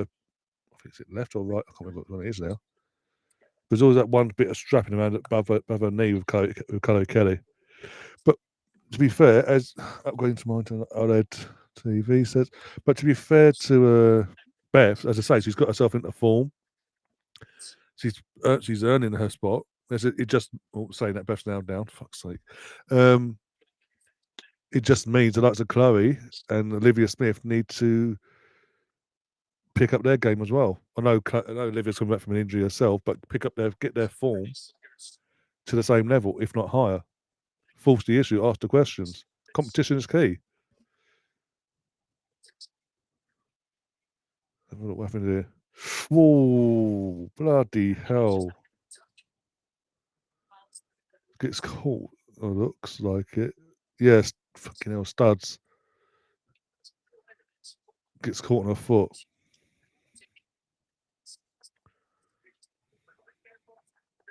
I'm just going to mute at the moment. So I'm going to eat something. So yeah, no worries. Time in and out when. One thing. Yeah, I might have to mute myself for a second here. I'm trying to type a message that's taking more brain power than I want it to. I'll be right back, folks. Well, one gripe with Chloe Kelly this season is her recommitment to the Baller League UK bullshit, and the fact that she's turning up every fucking Monday now so far. That doesn't. I know you're injured or whatever. You get yourself back from injury, this, that, and the other, and you've got this thing. But during a season, is it really that key that you have to turn up to this shitty fucking set Sky BS bullshit when fucking one of the coaches has fucked off to Australia for a month to be in the fucking jungle. So surely if he can fuck off to the jungle for a month, you can bring someone else in on match days and do whatever just on a Monday and let them be the face. Why has Chloe got to fucking put herself on a turn up fucking that side of London for a bullshit fucking football thing that no one really cares about? Pisses me. It does. That's one egg. In terms of commitment, I'm actually trying to broaden horizons, end of for future and all that. But in the here and now, your club, you're getting paid a wage, no matter what the price is, what the wage is, and what you're getting paid a wage by a club that's took a chance on you, rejuvenated your career thanks to Gareth Taylor ruining that career nearly. And you're thankful in terms of you signed the contract, but now you're going.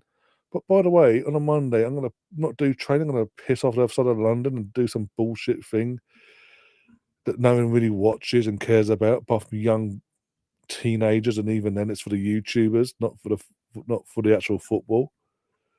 I mean, fucking Henry Lansbury is a player for fuck's sake, and who was it? Another ex-Arsenal David Bentley the other week turned up for fuck's sake as a wild card. Come on, it isn't that serious. If it's a serious thing, I could good and bear it. But it's something so stupid. She needs to get, as I say, she needs to sort of get the priorities straight, especially when you're basically starting playing for a season where you're half injured. Clearly, Who's that you're talking about, Ryan? Chloe Kelly, this Baller League UK bullshit. Yeah. I don't. As I say, I'm really surprised that Arsenal are allowing her to do that. Well, last year I could get it because it was her and Ian Wright. They teamed up and all that. But then at the end of whatever that's the first season and all that, in the midst of her winning the Euros and being given this tag of being a clutch player, they've put Wrighty with Shearer and Lineker instead and given her own team called Clutch FC. So she hasn't even got Wrighty to fall back on and do him have it because obviously he's retired. He can just turn up and be the face for most weeks and her being. Wait, is she like a coach or just she's like she's a coach? She's a coach because she's not there most of the time. She's meant to be a coach, but what my point is, Angry Jim, who's meant to be a coach of another one of them teams, he's fucking off for a month in Australia. Yeah. This is how ridiculous this Baller League is. That the coach says, "Yeah, I'm committed to this, but actually I might not turn up for this week or that week, or I might fuck off to the other side of the world for more money." But use my face, yeah. I tried watching it, and then when the coaches weren't bothering last year, I was like, "Why do I?" If the coaches that you've hired to be coaches aren't bothering to turn up every week non-stop, why the fuck should I, as a consumer, be bothered about it? And my point, why are people paying money towards it? Yeah, for it not to be as serious as exactly. And this season, we've given Chloe her own team, Clutch FC, new team, new kit, this, that, and the other.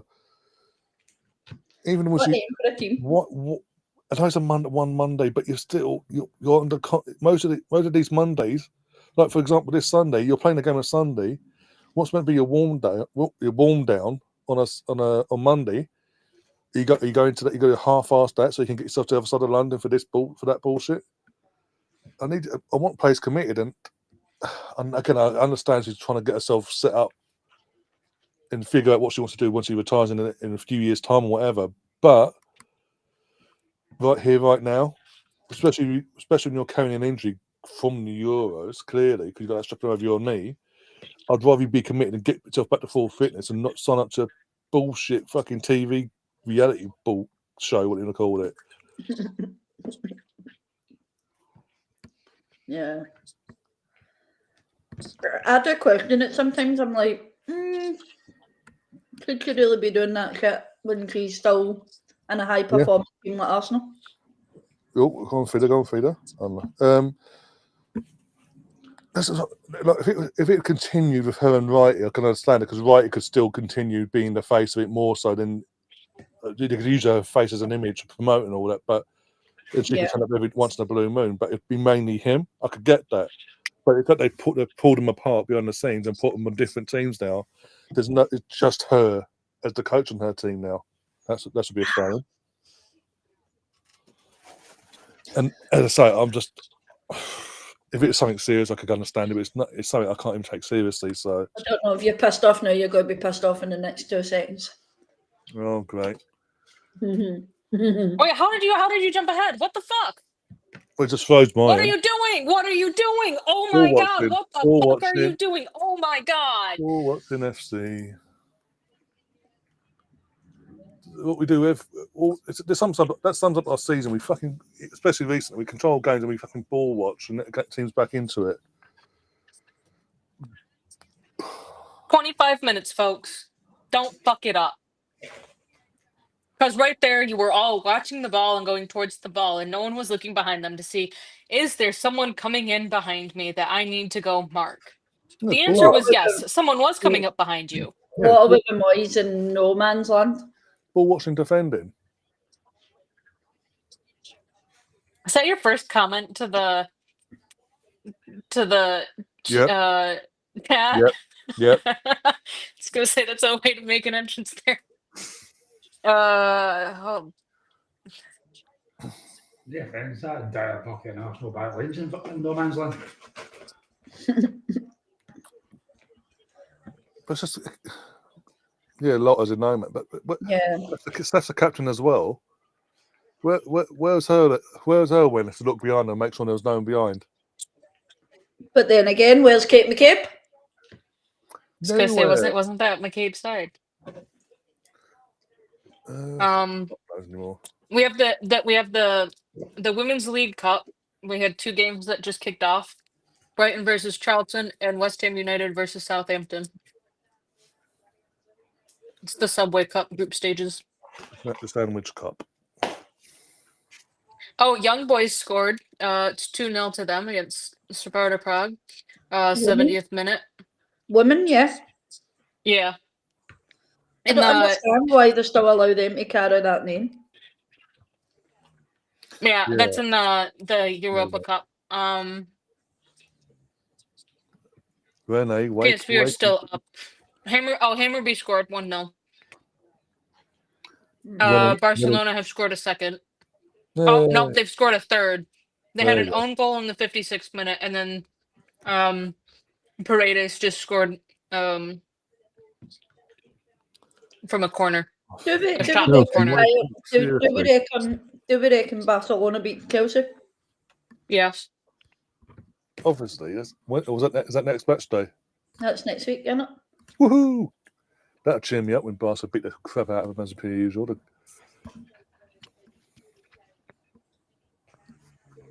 Then again, Bon Mati was still ghosted. They're still battered Chelsea. I'll be disappointed. Even if Barca win by 1 goal, I'll be disappointed because they haven't battered them. Especially as well, Hannah Hampton being out injured. Is she injured? Oh yeah, she is injured. Forgot about that.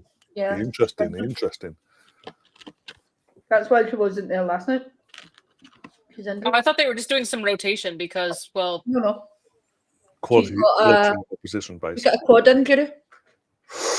Oh, that's gonna be a nasty. I remember seeing that. Now.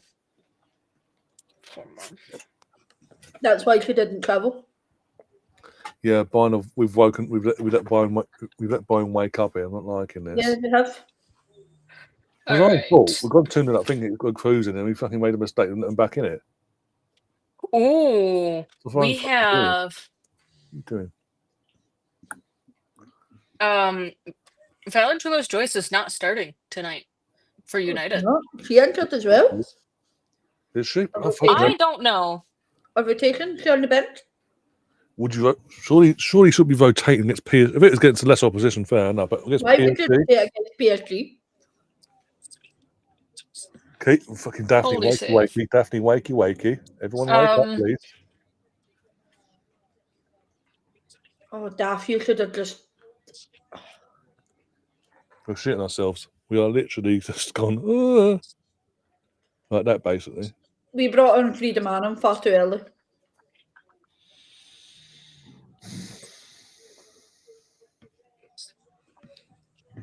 We brought on Frida far too early now. We should have kept Steiner and Russell on together. We brought on Frida too early. Probably until like the 75th minute. Mm-hmm.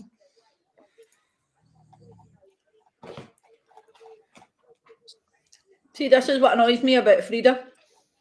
Comes on against Chelsea and has an absolute belter of a game. And then comes on against Bayern and she's no... The standards are dropped in a game that we possibly need her To actually turn up, yeah. to have the same standards as she did during the Chelsea game. She gets bullied for the ball so easily. Just, Yeah. But yeah, on Saturday she was brilliant when she came on. Yep, Earps is in goal. Let's see. Toulouse Joyce must be injured because she's not even on the bench. That's bad timing for Man United then. Another injury for a top goalkeeper. You know what? When she so she signed for United in, I think, Earps last season at United. And it was exciting because you don't typically see a lot of goalkeepers moving from the NWSL to really anywhere else. And on top of that, she was an American keeper. Yeah. I knew that hard- Alyssa Nair was coming up. There we go. I knew that Alyssa Nair was going to end up retiring, at least internationally, shortly, which was a true statement, or a true thought, and that I thought that she would be like the next great thing. I think United fucked up so much because I don't think she played a single game in her first season at United. Maybe one Subway Cup game. Kyra coming on. Yeah. However, I think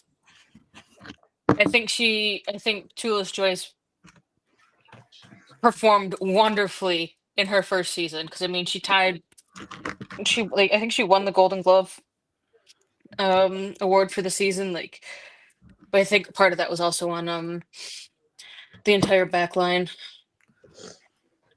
I think it's, but I'm not seeing anything from United that says that she's injured.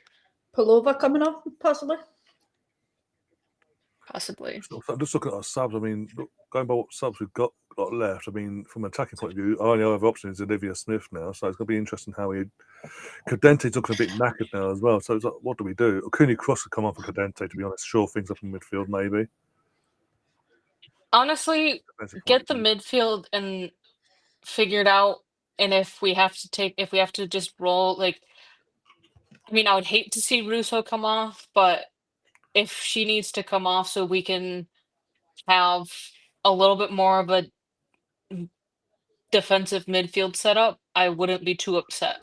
But I also want her to stay on because I think we would still need her to get on to be. Cooney Cross and Hines are ready and waiting. Hines and Cooney Cross. Don't know who for. Take the cable off. Pullover off. Yeah. Yeah. Oh, wait, no, I just looked at that. On the cable off, yeah. I don't know if she has been starting, but Leah Valti is not starting Juve today. She's on her bench, though. They're playing Atletico Madrid. That could be an interesting game. Oh, here comes Woody's in the chat. Yeah, pullover off and make cable off. The other Chelsea fans here. Yeah.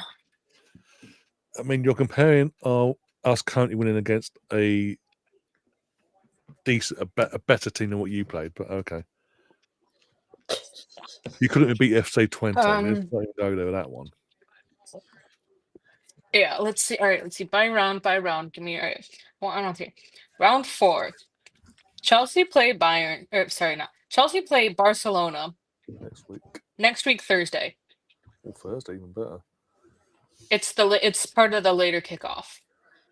So that's what I'm saying. If they do get battered, it's perfect for the Canada Jones show afterwards.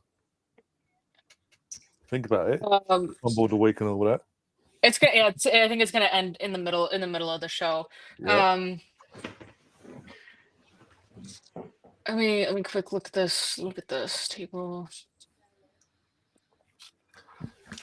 Unlikely that when you show Chelsea would lose on the 5th day, but they also play Roma. They play Roma on match day 5, and on match day 6, Chelsea play Wolfsburg away. That could be an interesting one. But yeah, really, when you show the 2-time champions of Europe from an English club point of view, some respect, I'll give you some respect.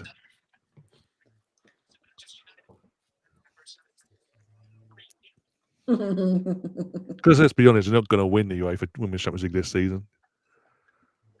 Again. Let's see. All right, wait, hold on. All right. Round 4. Juve hosting Lyon. Who have we got next week? Next week, Wednesday. That could be an interesting one.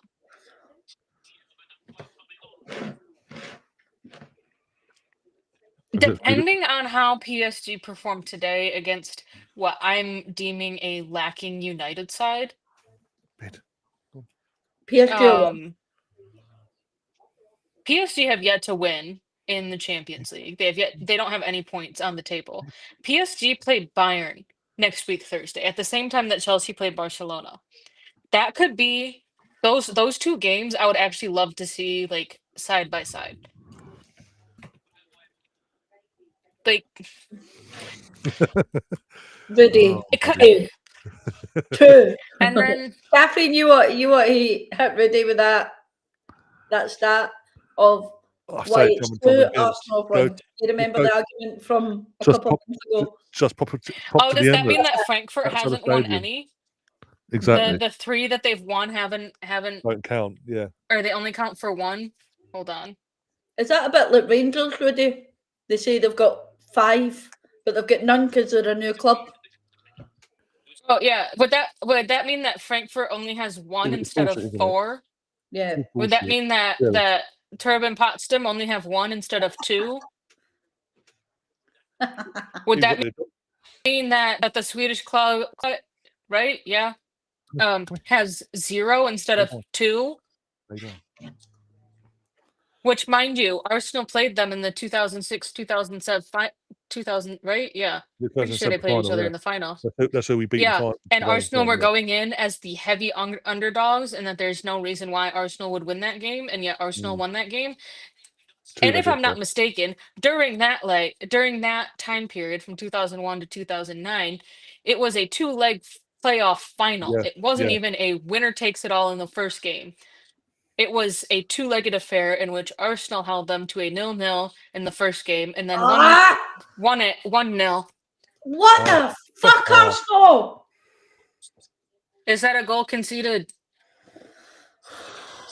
No chance to make it 3-1 my end, anyway. Okay.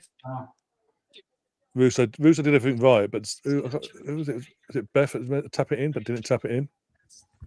My phone's not buzzing for anything else. Say that now. Brian on the attack, defend. Bro, fuck off! What did I say? Okay, there's our combo of the week. Why the fuck did we turn this off? Why did we turn off?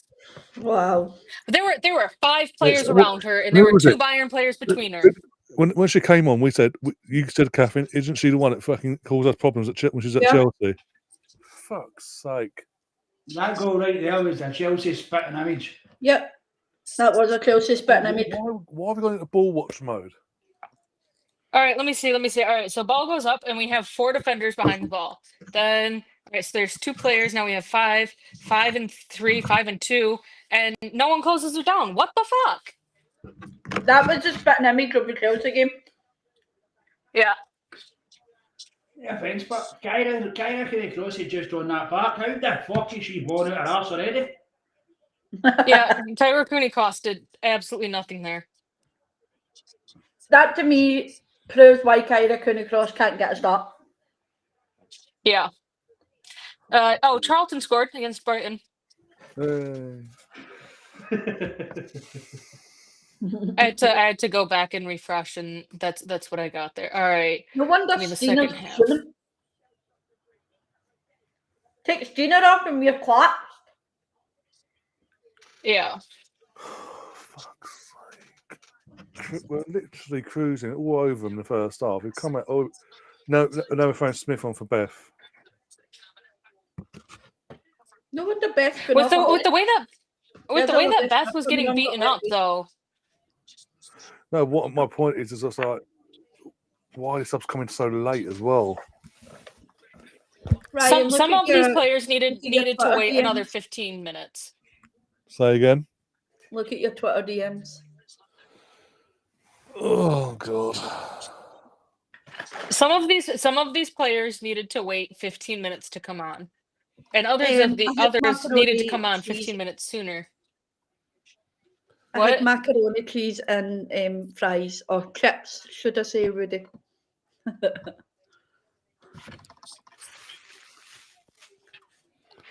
Oh God. There's an old. Second. Can we get an updated one, Laura? Because that one proves his point technically. I'm just looking at it. I'm just saying, looking at it, it will go. See, look. So all right. So in the second half, we've had more possession, but we've done less with the ball than we did in the first half when we had less possession. In the first half, in 45 minutes, we had 9 shots, 4 on target. In the second half, we're at 35 minutes now? We're at 4 shots, 3 on target. Yeah. We held Bayern to 2 shots. We've now let them get off 5 with 4 on target. That's 2 goals. Just, I mean, we knew this was going to be a goal fest. Like, can we just do what we did last time, 3-2 to Arsenal? Oh god. Can we get an 86th minute penalty to Arsenal? For that, we'd actually needed the ball up the fucking pitch and attack. Yeah. Oh, and they're on the attack. Yeah. And they lose the ball. Because no, they lose it. They lose it. Jeez. No, because fucking Lotta literally gets the ball. He runs up the pitch and goes, "Oh fuck, what am I doing?" And just goes, "You have it," into thin air. Hey. Come on.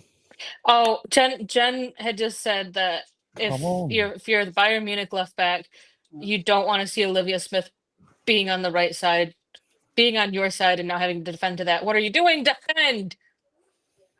It's half-assed. Again, Chloe Kelly, it's half-assed in it. I wonder why. Fucking get your head out your ass in terms of Border League. Pull out Border League. Fuck's sake, to get your head committed to the fucking calls here.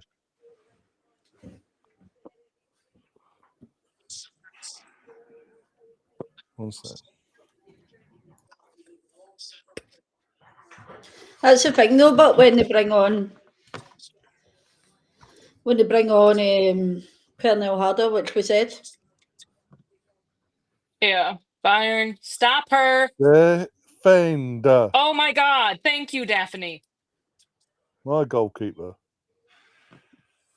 This is Bayern's first corner of the game. Oh, one sec.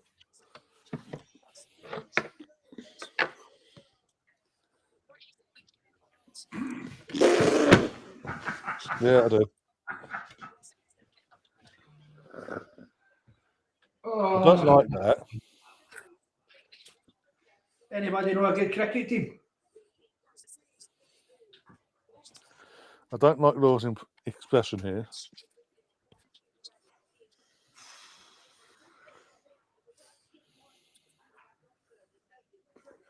what the fuck are Arsenal doing?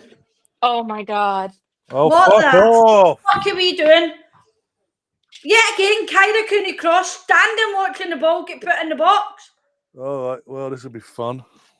This is the crumble of the week, everyone. Fuck are we doing? Crumbling, apparently. Well, Liam, if you're watching, you got your crumble of the week so far. 2-0, and you fucked it up.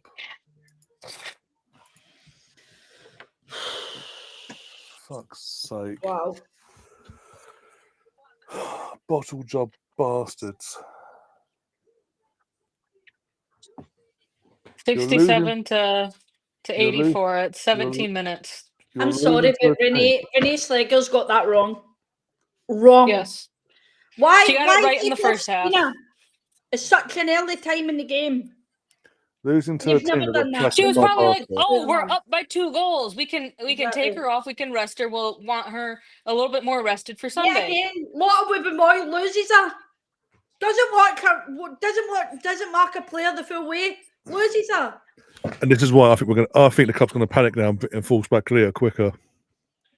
Because also for some reason since her injury last season, can't fucking do a job apparently. And they don't have confidence Renee, in what are you Cordero doing? either. You're sitting on a fucking bench scratching your chin. Get out there and fucking scream. Wow. Oh my days, wake up. On the break. I mean, on the plus side, PSG would need to score 6 goals today in order to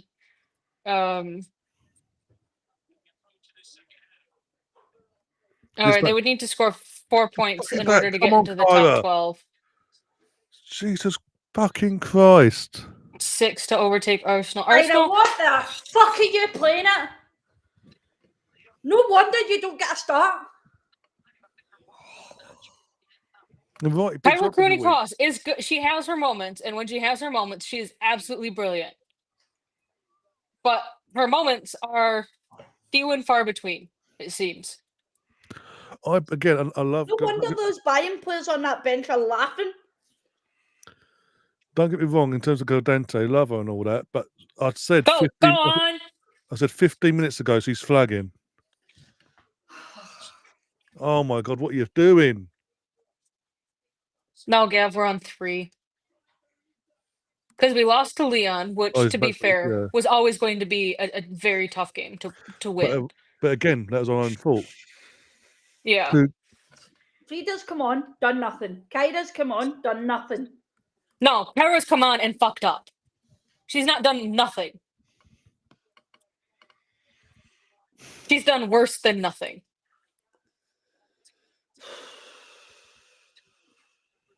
All right, so as it stands, we are in. Gary made that comment in the group chat in the Arsenal the channel group chat. Since he's made that comment, we've gone off a fucking cliff. All right, so let me do this real quick. All right, so Arsenal are sitting in 10th right now with 3 points. Juve have yet to play. If they win or draw against Atletico Madrid, then Arsenal will drop to 11th. We can't drop any. We can't drop any lower than 12th. If FC20 beat Benfica, Benfica's sitting at 1 point. They would go up to. They would jump up into the top 12.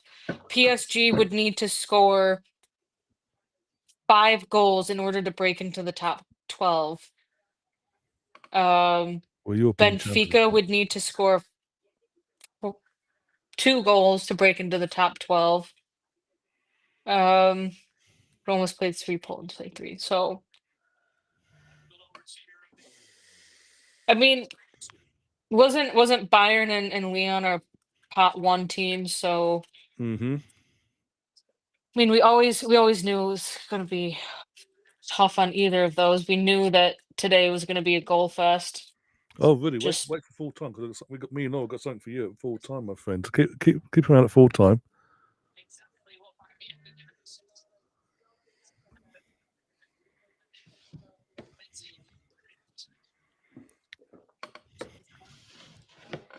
As far as I'm concerned, they can fucking take Steph Catley and Kyra Cooney-Cross and Caitlin Ford to the Asian Cup.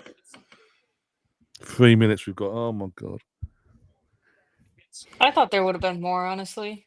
We didn't get anything in the first half, so.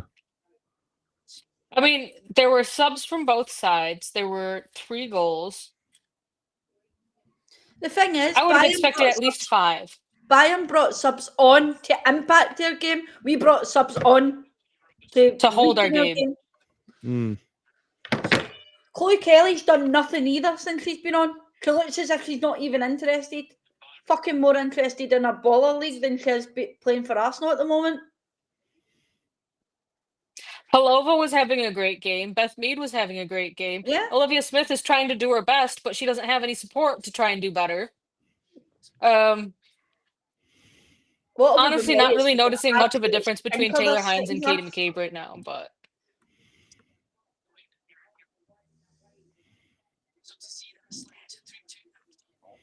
Oh, Oh my God. Like.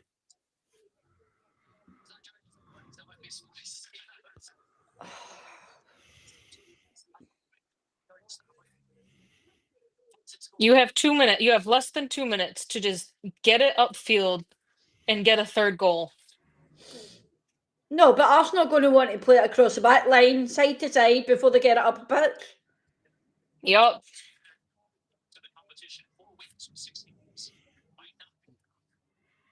Or just do Steph Catley and just hoof it for the sake of it.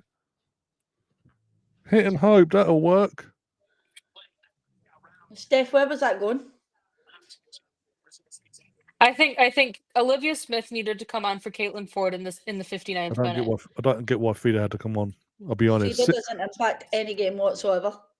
No. She came on, and the second she came on, with all due respect, we just sort of started sitting back and asking for trouble. Oh!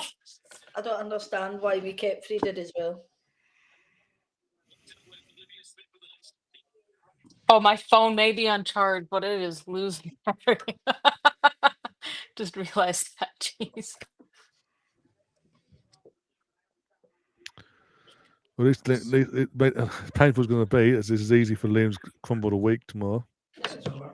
That's it. Game over. Full time. Just there's the Arsenal tweet. Full time. Absolute joke. Yeah, just in the tweet. Absolute fucking joke. 2-0 up, cruising, and we throw it away. You wouldn't think these first 3 games we are the defending fucking champions of this competition. What with Moy? Poor second half. Kyra couldn't cross. Poor the minute she came on. Fucking Leon in the first game. Kelly not interested. Frida Marum. But poor.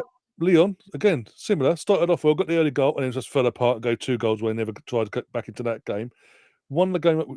Beat the team in the match day 2 how we should have done. And then today, brilliantly in the first half, all over them. And then second half, we just went, fuck it.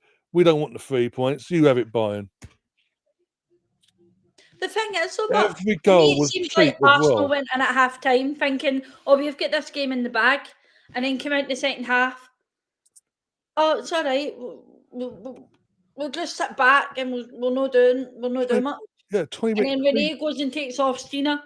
Well, literally before the first 2 subs were made, I said 5 minutes prior to that, Marianne was looking a bit fragile, a bit knackered here. Get her off. And she's finished the game as well.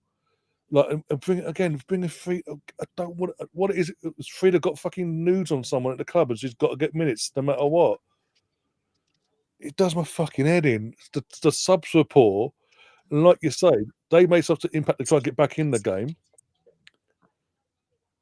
And we just made subs to sort of see the game out. As soon as they got that goal back to make it 2-1, we just went, and it's all 3 goals, ball watching from all of them, and it just really, really pissed me off when they ball watch. Lotta against someone I love her, nothing personally against her, but since she picked up on that last season, she's been absolutely fucking woeful whenever she plays. She stands off, invites the pressure. She won't do her job properly. She's ball watching 3 goals. Oh, one sec. Let me in on the other side. 1 second. There you go. And it's really fucking me off. And then the 2-2 goal. Not only is Steph Catley ball watching, they're all fucking the captain, Steph Catley, who I've said for a while now, why are we playing that centre back still? She's a fucking fullback just because it worked last year for most of last season because of injuries. We're going to keep her there. Again, where's her as a captain, as an experienced player? Why is she not looking around, making sure there was no one behind her? Just ball watch. We go from 2-0 That's up, the end of the bus. comfortably 2-0 up in the first half. And even in the beginning part of the second half. And Kyra. And then we turned in Don't to get ball started on watching Kyra. FC. It was woeful. Shit. Kyra, what the fuck? Righty is defending you to the hill on his podcast with Steph Houghton and all his platforms. All season, he's like, she needs the minutes. Why is she not getting minutes? This is fucking why. We're fucking defending champions. We don't play again against Lyon. 2 of the 3 teams we played. We've given up the ghost basically. As soon as the opposition scored, we've given up the ghost. I'm going to tell you now, Bayern Munich will not get nowhere near the final. Lyon might do because obviously Lyon they've got the pedigree. Bayern will not get near, and we've just lost to them. So we've just given up. We've just gone near. And now, because there's only like the top 4, we can't. We've got to win every game and hope for a fucking miracle now to get top 4. Otherwise, we've got to play fucking playoff games if we do get the playoff spots to stay in the competition. Fucking joke.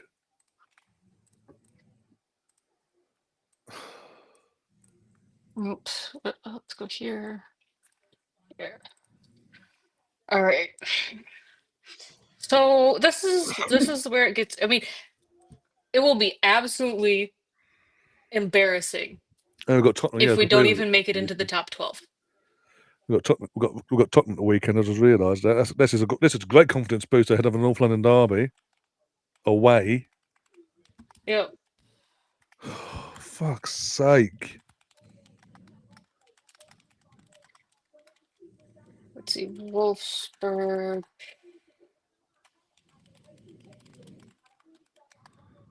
We are sitting at 3 points, and I think in order to make it to comfortably stay within the top 12, we need to win 2 of our last 3 games and draw the last one. I'm going to type up all of the opponents and shit to figure out who's playing what when and get some scenarios thrown in here, folks. Whilst we're doing this, I'm going to say this. In terms of Chloe Kelly, she's with a few other players, ironically, picked up an injury fucking during the Euros, hence the strapping over her leg, hence why she ain't getting the minutes, hence why Beth was starting and has earned her way to be a starter this season. Chloe Kelly, as I've said earlier in this stream, is more concerned about a bullshit fucking TV show on a Monday that no one cares about, apart from little fucking kids and what's their YouTube stars. And one of the YouTube stars is fucking off to Australia. And she's more committed to fucking Border League UK. Fuck, if that's the case, fuck off. I'm saying, Arsenal need to give an ultimatum. Either fucking commit to the club, turn up the training. Yeah, right. Don't you get yourself back into form. Get yourself back into fucking form. Show us what you showed us back when you came to us, or fuck off. James says, don't you go dissing Ant Deck.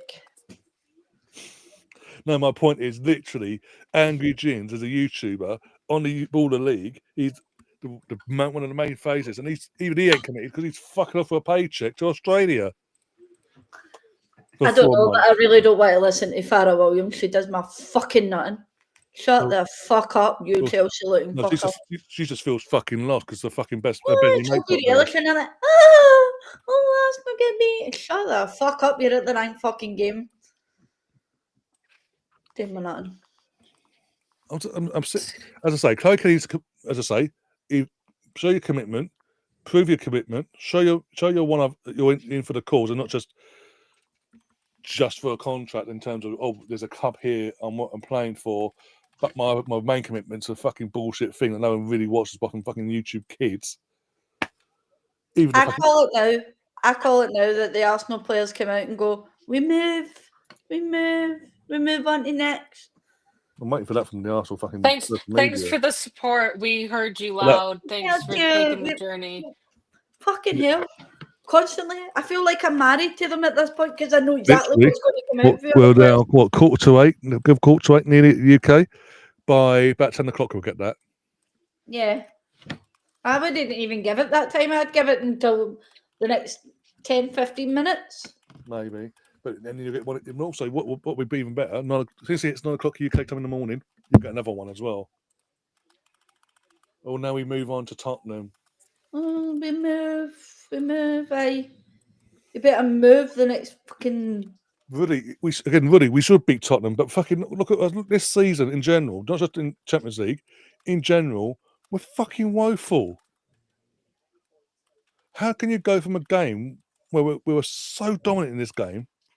I don't even watch the entire game, but we were so dominant in that first half. We were sitting there going, I can see why Barcelona had so much fun on match day 1 against Bayern, because they just didn't let up. We let up. Second half, we came out and went, oh, well, we're 2-0, we'll be okay. We're not going to throw this away. And it was by the time it went to 3-2, oh, fuck. And even then, when it went 3-2, who was on that pitch for the last few minutes there trying to make something happen? No one. Because either Pedro too shut from the starting lot, and as I say, the lots of Chloe Kelly, Kyo Akuna Cross, are in fucking nightmares. Fucking Kyo had a ball, no pressure, passed out for a throw-in. As I say, it clearly shows why they must have. Let's face it, Renee must see something in training that Kyra. Again, going back to it again with Codente, literally 5 minutes before that's the first.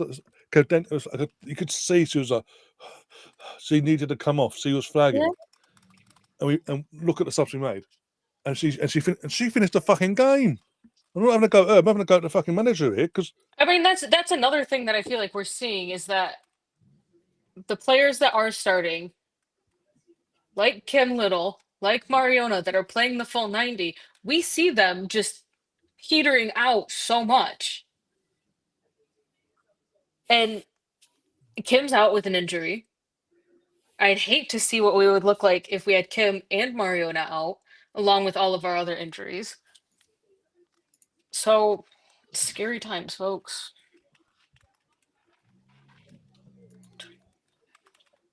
That's all I'm saying. Scary times. I spelled that wrong. Yeah, really, if you get a chance to watch the game fully back up in full, you'll see what we mean in terms of the first half. You can then compare how we're comparing it, basically. It's even worse because we are the defending champions of this tournament. We're not playing like it. As a whole, when we won that back in May, you would have thought that'd be the kick up the arse in terms of, we are good enough to compete at this level. We can do things like this. Let's kick on now as a club and move on. And the players that stayed on, let's kick on now. And it feels like certain players think they're too comfortable now because they're part of that. They're too comfortable. They don't drop a ball in general. Left-handed side, holding hands FC there. Chloe Kelly, as I'm going to again, I'm not going to go into that, but I've had my rant about that in terms of baller league and all that bullshit. I mean, it says it all. When a player that was on the verge of leaving in the summer, in terms of Beth, not on the verge, but there's strong talk between London City wanting Beth Mead. She's been our best player. She's our best player tonight. Period. Russo had a few moments, but again, because it seems we're having to please Dina, we're doing this. And again, this whole we'll play Stina and Russo in the starting 11. Okay, you play two up top. No, we're going to play Russo in the number 10 role, and Stina striking, and Stina doesn't get no service. But even then, I would not have took Stina off today. The thing is, Rudy, no matter what, if we would have had Michelle, we would have lost her if she was at Arsenal or Brighton anyway, because ACL. Obviously what happened to her was going to happen whether she was at any team. So Michelle would have been out at this moment in time. So she would have. And really, we're in a no win there because, as I say, no matter what, kept her or not, she would have done her ACL because she did the ACL in international duty. So that was we're hiding to nothing there. Rosa Cavaji, whatever's gone on there between her and the back, obviously Renee, in terms of what she's not doing on the training pitch, she's been sent out on loan to buck her ideas up, hopefully. It seems. But I think as I say, certain players just think they're undroppable now because they're part of the Champions League squad now. They did what they did in May. They're undroppable. They're okay now. There's a stem set for life. They're not going to. They can do anything they want now. And, and the club as a whole, like, yeah, they brought some good players in terms of Hines, Smith, and all that in the window. But we didn't do enough. No. I mean, the window was open when we knew about Leland Williamson. How they knew within how long this was going to be. No matter what they said publicly, they knew how long this would be, and they went, "Oh, we'll survive until January at the very least." We've got lots of women more coming back. We've got Cadena. We've got this. We've got Katie Reed. Katie Reed, and obviously James Katie Reed's in. And I said this to James at the start of the stream. If we were to, depending on the start's result and how we perform, I'm now shit as how we are now near 10 to 8 at night in the UK. I think I'm now worried that they're going to rush Leah back now. They're going to shit the bed down because of how we're performing. But the thing is, we lose players in January because they're going to the Asia Cup. Steph Catley. So who's going to help in there? Because I certainly don't want Ruben Moy next to Leah. That's a bigger shambles. Leah just doesn't. Leah just doesn't fit a lot of Ruben Moy at all. No, basically, Claire, the sporting director, Claire, needs to get her head out of her fucking arse.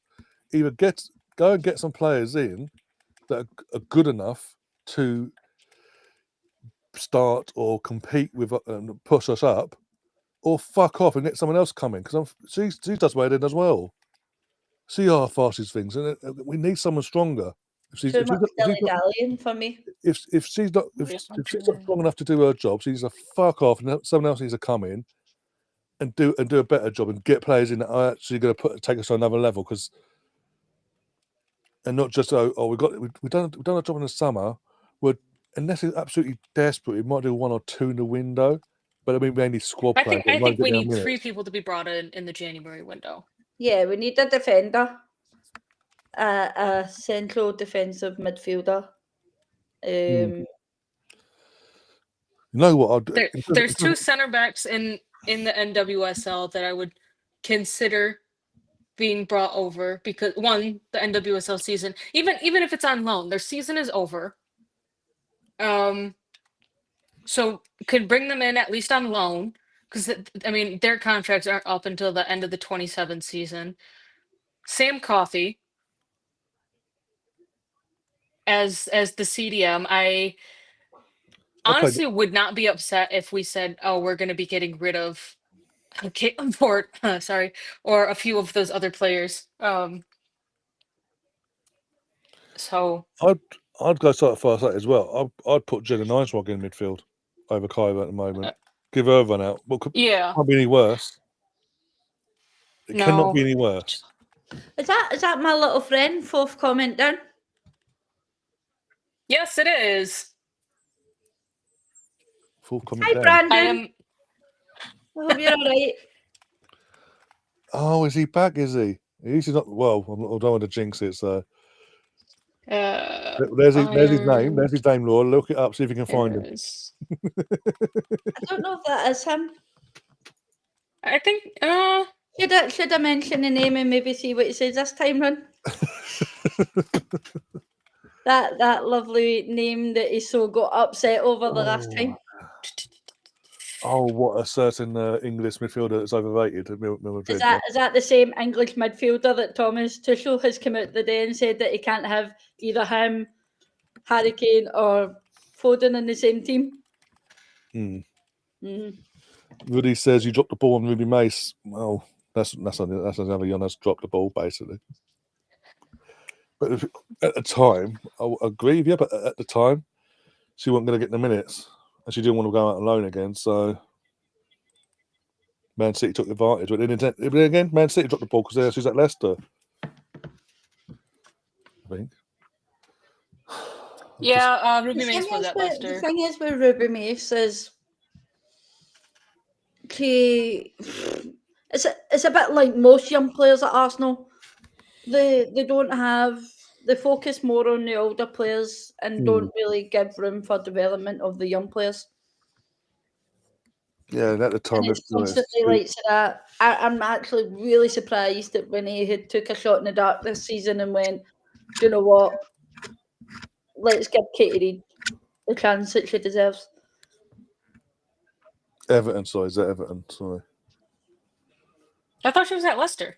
No, she's left Leicester and went to Everton. Record signing. Yeah, she just signed for them. Blue, but yeah. Mm. Again, it's again back to Claire and her as a sporting director.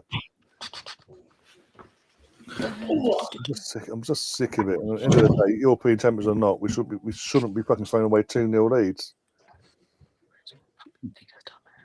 And if Renee hasn't got the confidence in the likes of Cadena, I'm just saying doing warm downs now for some reason, even though she didn't fucking play a minute. She hasn't got that faith in her. Sell her. Get someone that she does have faith in. And I'm sorry, again, not as one of our own and all that, but if she doesn't want to buck her ideas up and go back to her form prior to her injuries last season, sell her as well. We need better.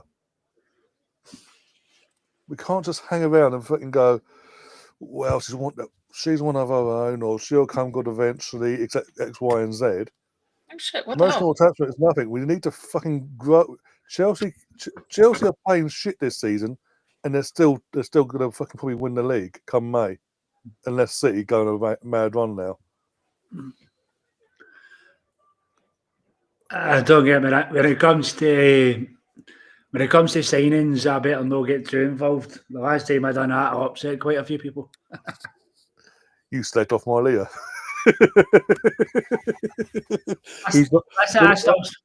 All the Martin's not even playing. I still stand by my Leah Williamson comment. I do think she needs to leave to progress herself, but I said that we done a thing during the summer, and we were talking about who we would bring in and stuff, and that's what I generally said. About half of that team needs to go. We get rid of 3 that never really counted, and the rest stayed. Well, the 3 had that one great season a couple of years back, and she's riding off the coast of that. That's pissing me off as well. Do you know what else is really annoying? How Man United women, that's just about to kick off it, if anybody's obviously interested in watching it. Man United women are playing at Old Trafford but refuse point blank to play any of the big teams or Arsenal at Old Trafford in the WSL. Right, Danny, you're a team that is, I guess, a European football Trafford this season, let's be honest. To be fair, I might be wrong in this, but I think they're playing at Old Trafford in the Champions League purely for the financial cost of that. Yeah, get some money, feet for the door and all that, yeah. I think it cost... I don't think they've got it at Lee Sports. Yeah, I don't know how VAR would work at the Lee Sports Village. Yeah. Well, I thought Mary Earps was expecting to walk out to booze. Oh, is she walking out to cheers or something? Yeah, she's walked out. She's all right. There she goes with that stupid jaw of hers. Face of thunder, though. Face like a smack backside. And saying that, was quite funny on Saturday, because obviously every time Hannah Hampton went to go and put the ball, we were just shouting, "You're just a shit, Mary Earps."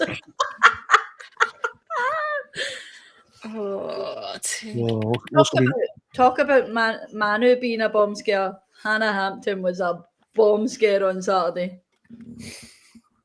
So she was. Well, this will make me more depressed. If Man United win this tonight, I'll be more depressed now. Yeah. Are you saying hello? Oh, gee. Are you saying hello? So stop waking me up from the window. You're watching football? Yeah. Laura, how dare I call Hannah Hampton a shit Mary Earps?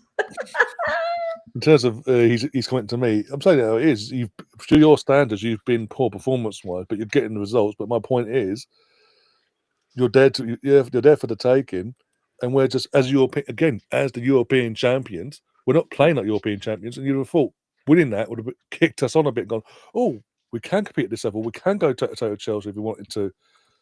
And we've just not done that. We've gone backwards performance-wise. And this is what could cost Renee getting a new contract, basically, come May. And then we're back to square one come May with Who do we bring in? It'll be another nobody, no one's ever heard of, cheap and cheerful, because that's what Claire does. Another thing that pissed me off with Claire, she goes cheap and cheerful. With all due respect to Joe, look at Joe. Jonas, the meathead, look cheap and cheerful, kept giving him new contracts. Oh, we won a Conti Cup. Yay! Yay! New contract, long term, woohoo! Subway Cup. Oh, Subway. Oh, great! We lost the first game of the season at home. First time ever. Here's a new contract, Jonas. Worst start to worst start to a season in Arsenal's women's football history. Yeah. I don't want to sack him. And the club's still employer. Don't get me wrong, like I don't really fully want to put the blame on Renee because I still think Renee still hasn't fully been able to I'll talk about Claire. Do her own thing. Her own spin in this team yet, because you think there's still players in there that go back to the Joe Montemuro era, i.e. Catley, Caitlin Ford, Beth Mead, like Leah Williamson. They all go back to the Joe Montemuro type. I was more so taking a dig at Claire Whitley, our lovely sporting director. So for me, any manager that comes into Arsenal is basically being told you get one player that you think is going to impact your season going forward, and it's simply not going to work. We can't keep just buying one player in. We only spent money on Olivia Smith. Yeah, that speaks volumes for me. Yeah, because what was it? Hines was free. Who else was free? There's someone else that was free. Russo, Mariona, Hines. We paid something for Fox. We paid something for Kelly. We paid something for Nice-Swanger. Kelly was free, wasn't she? We didn't know. Sorry. Kelly was free. Sorry. The only player we bought this season was Olivia Smith. Yeah, everyone else. Yeah, even our third choice goalie was free. For fuck's sake! But again, this is where I go back to the club as a whole. The Cronkies as a whole, they're letting Claire get away with fucking murder with our squad. Yeah, I think for us as a club now, for this club, the women's side of the club to improve and get back to what we should be, along with Chelsea, Claire needs to fuck off. Yeah. Well, we've been saying that for what, the last season now, I think.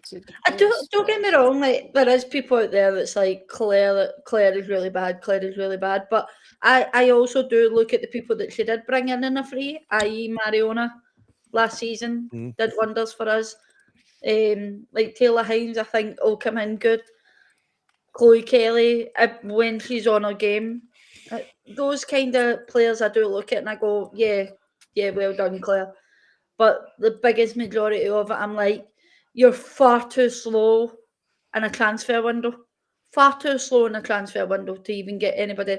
We knew months before Leah Volti had put out that she was leaving Arsenal. We knew there was an article wrote and she said there's a big change coming up, and we knew from that Wally was going.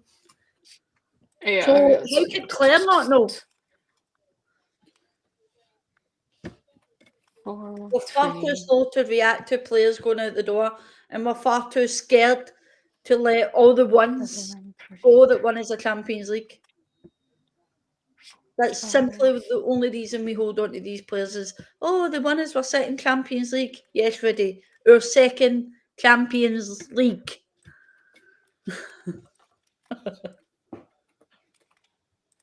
It's annoying because it's just constantly every time while Chelsea and Man City are going out and getting these players to better their team, we just seem to be sitting on these old players.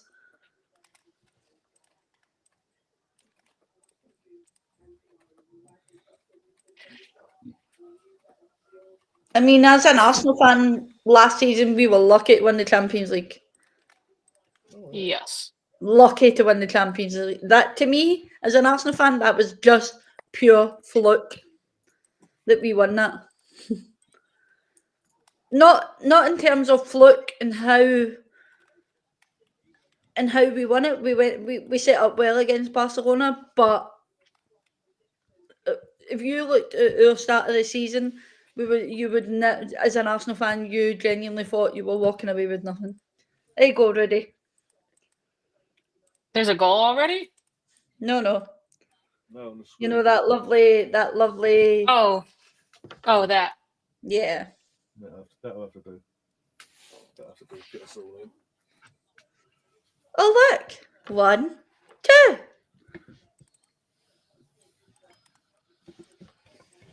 Yeah. When did they change the name to Champions League? Because the team we beat in 2007 and won it technically. But if I was really concerned, they'd never won it basically because they won it. They won it in 2002, 2006, 2008. They would have won it in 2015 as well. So what? They only got 1 out of their 4. Does that only count as 1? Yeah. We're going by Woody's. Ryan, what does that say at the top? All UEFA Women's Champions League winners. Yeah. Where's Chelsea on that? Absolutely fucking nowhere. Rudy seems to think it's going to be the 2026. Nah. No. It's really not. I mean, we'll be world champions. The thing is, the irony is, we because of how the setup is, this World Club Cup thing for the girls, we will probably win that. Come, January, February, because it's in London as well, so we ain't got to travel to the other side of the fucking world. We'll probably win that, so we'll be world champions, but probably Barca or Lyon will win the Champions League because though we're playing, we ain't gonna get. We'd be lucky to get a fucking league place at this point. Oh no, I've been working on this. It's what I've been working on. I've not been doing actual work. All right, so it's loose because I have so for everyone's remaining 3. I think Barcelona will go 9 for 9. For whatever reason, I think Lyon will get a draw in one of their last 3 games. They play Juve, United, and Atletico Madrid. I don't know why, but I'm feeling a draw in at least one of in one of those games. But either way, we know that Barcelona and Lyon, they are through. They're going to finish 1-2 pretty much no matter what. Chelsea, they're going to lose to Barcelona. They're going to beat Roma based off of current form. And I think Wolfsburg can get a draw out of that game on the final day. Real Madrid, they're currently sitting 4th. Have they played today? Are they playing now or did they play yesterday? They played yesterday, Real Madrid. All right, fantastic. So then this still works. Will be Real Madrid. The one who told me it was a 1-1 draw. So Real Madrid play Arsenal, Wolfsburg, and FC 20. I think Real Madrid will beat FC 20. They will either lose to Wolfsburg or they will draw. That one I'm unsure about. I think that's it. As long as Arsenal can figure their shit out, they will be losing to Arsenal because pretty sure Arsenal is home for that game. I'll tell you now. 1 sec. Yeah, they're home. Arsenal is home. Got 3 games left, haven't we? Yeah. Yeah. Wolfsburg play United, Real Madrid, and Chelsea. Like I said, I think Wolfsburg can get a draw out of Chelsea. I think they can get a draw out of United. Depending on if United have a fully fit keeper. I think they haven't conceded yet in the Champions League, but United have only scored 2 goals. So I think that could be a draw or it could be a Wolfsburg win. Yeah, we've got so out of our last 3, we've got 2. Our next 2 out of our last 3 are home. One of them against Real Madrid, which will win. Yeah. And then United play Wolfsburg, Lyon, and Juve. They'll lose to Lyon. They could beat Juve, but they could also draw, and I think that they'll end up drawing Wolfsburg. Bayern Munich is Bayern. So the way that I'm seeing this, Barcelona, Bayern, and Arsenal are the strongest 3 to go 9 for 9 for the remaining 9 available points. Bayern, I could also see doing 7. Like I think Bayern could draw to PSG if PSG can figure their shit out. I think Bayern can draw against PSG. Don't know. PSG seem to be on the front foot in this game in the Man U against Man U. So All right, so I'm seeing. Let's see. I think PSG they have, if PSG want the chance to continue on in Champions League football, they need at least a draw in this game, if not a win. They're either going to lose or they're going to draw against Bayern, and then they'll beat the Belgian club who we play on the last day, and I think they'll beat Benfica. Benfica have struggled just as much as PSG has. I think it's kind of sad, but I think Benfica are going to be the one team that goes 0 for 9. St. Polten could get a win out of Valerenga, but Valerenga's been on decent form. But doing some number crunching here and trying to keep things reasonable, as long as Arsenal go 3 for 3 and Chelsea do a 1-1-1, Arsenal will finish on 12 points, Chelsea on 11. Yay. All right, so here's the thing though. So we would have Barcelona, Lyon, and Bayern. Those are, I'm going to say, those are going to be the top 3. Top 4, remember, they auto qualify. They don't need to go through the playoff leg. So that could be an interesting one, because we get a goal it could be Arsenal, it could be Chelsea, it could be Real Madrid. I think Wolfsburg have a chance at it. If United can keep on just doing 1-0s, they'd obviously be in there, but they also face Lyon, so I think they would go 5 for 6 on wins. I think Juve could potentially do some damage to United, and I think Wolfsburg will end up getting a draw out of them, but trying to keep this realistic. I mean, I'm more or less doing everyone in peak form rather than current form. So that there's a booze. There are the booze. There they are. She has been booed. Just what she was wishing for. Did she have a save or something? No, the ball went to her, and the locals went. And they just started. Picked it up, and the next minute the booth. Where do I have it open? Really don't understand why they're booing her. I think Gav, you're really not beating Barcelona next week. You have no, again, if you're not learned from the last few years, you said this last April, and look what happened. And honestly though, think about this for Chelsea. Even your manager, they have been going through on 1-0s with, I mean, take out West Ham, take out take out last night as well. So take out West Ham, take out Villa. You beat City by 1 goal. You drew to United. You drew to Arsenal. You struggled against Spurs, and you struggled against London City Lionesses.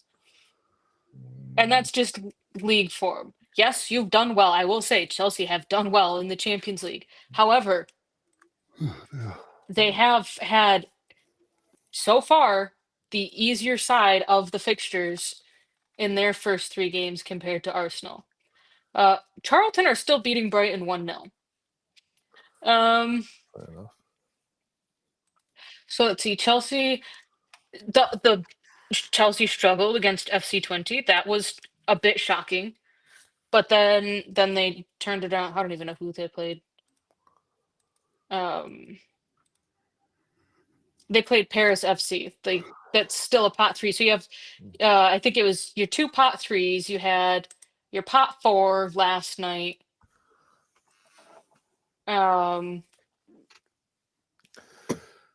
This is the thing with renditions in the chat says, don't cut your chickens, playing like this we won't beat Real Madrid.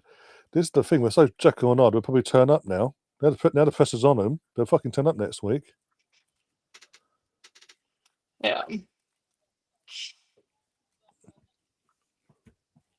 I can see 100% Chelsea losing to Barcelona. I don't see Chelsea stopping Barcelona. I see Chelsea beating Roma. Roma has struggled, but I see Chelsea winning that game. For the Wolfsburg game, Wolfsburg have actually been really good in the Champions League so far. Yeah, because they're Turned the corner, sorry, in their transition, sorry. Wolfsburg played Lyon last night, and they lost. Kind of unsurprising that they lost to Lyon. I think it's unsurprising that any team gets anything out of Lyon. I mean, Arsenal, I think, were the best team to have played Lyon, and we still lost that game. So, and I know Chelsea. Oh wait, no, Chelsea. I don't even think Chelsea beat Lyon in the year that they went to the final. Like they beat the team that beat Lyon. So I think it's Wolfsburg or Bayern they beat. Yeah, it was a yeah. German team. So I think Wolfsburg are going to want to continue into. Wolfsburg are strong contenders to actually finish in the top 4, and I think that's what they will be going for. That's why I'm saying for the final game. Chelsea lose to Barcelona. They beat Roma. Wolfsburg, I think I closed it. Did I close it? I did. Wolfsburg play United. They play Real Madrid. They play Chelsea. I think they with how United have been playing, I think that could be a draw. I think they can beat Real Madrid. I don't think Real Madrid struggled last night. I don't know if you saw any part of that game. Real Madrid struggled. They got an equalizer in the last 30 seconds of the game. The thing is, but Real Madrid have struggled over the full season, though. Yeah. Are they not sitting like further down the league as well? Oh, I don't know. But Real Madrid, they're sitting 4th right now in the Champions League. They're sitting second in Liga F, but 4 points behind Barcelona. No way. Do you want to hear what Sky Sports just put out? I literally just said it. I was about to say, please say it. Tell me you're a fallen off heavyweight boxer without telling me you're a fallen off heavyweight boxer. Over to you, Laura. And Jake Paul and talks for heavyweight fight in December. Oh my God. Fuck me. Oh, boxing's gone down the pan. I tell you. It's going down the pan. I tell you. Jesus Christ. Yeah. So sorry, Catherine. I think the way Arsenal have the chance to either be top 4 or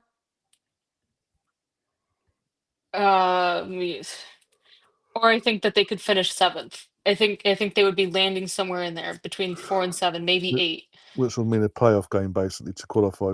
So 5 through 12 would be a playoff game. But the way that I'm kind of seeing this right now, I don't think Benfica are going to get anything out of the Champions League. I don't think they'll get a single point. They're currently sitting at 0. They play Atletico Madrid. Wait, sorry, wrong row. Benfica play Paris FC, Barcelona, and PSG. I see them potentially getting something out of Paris, but I don't think that they will.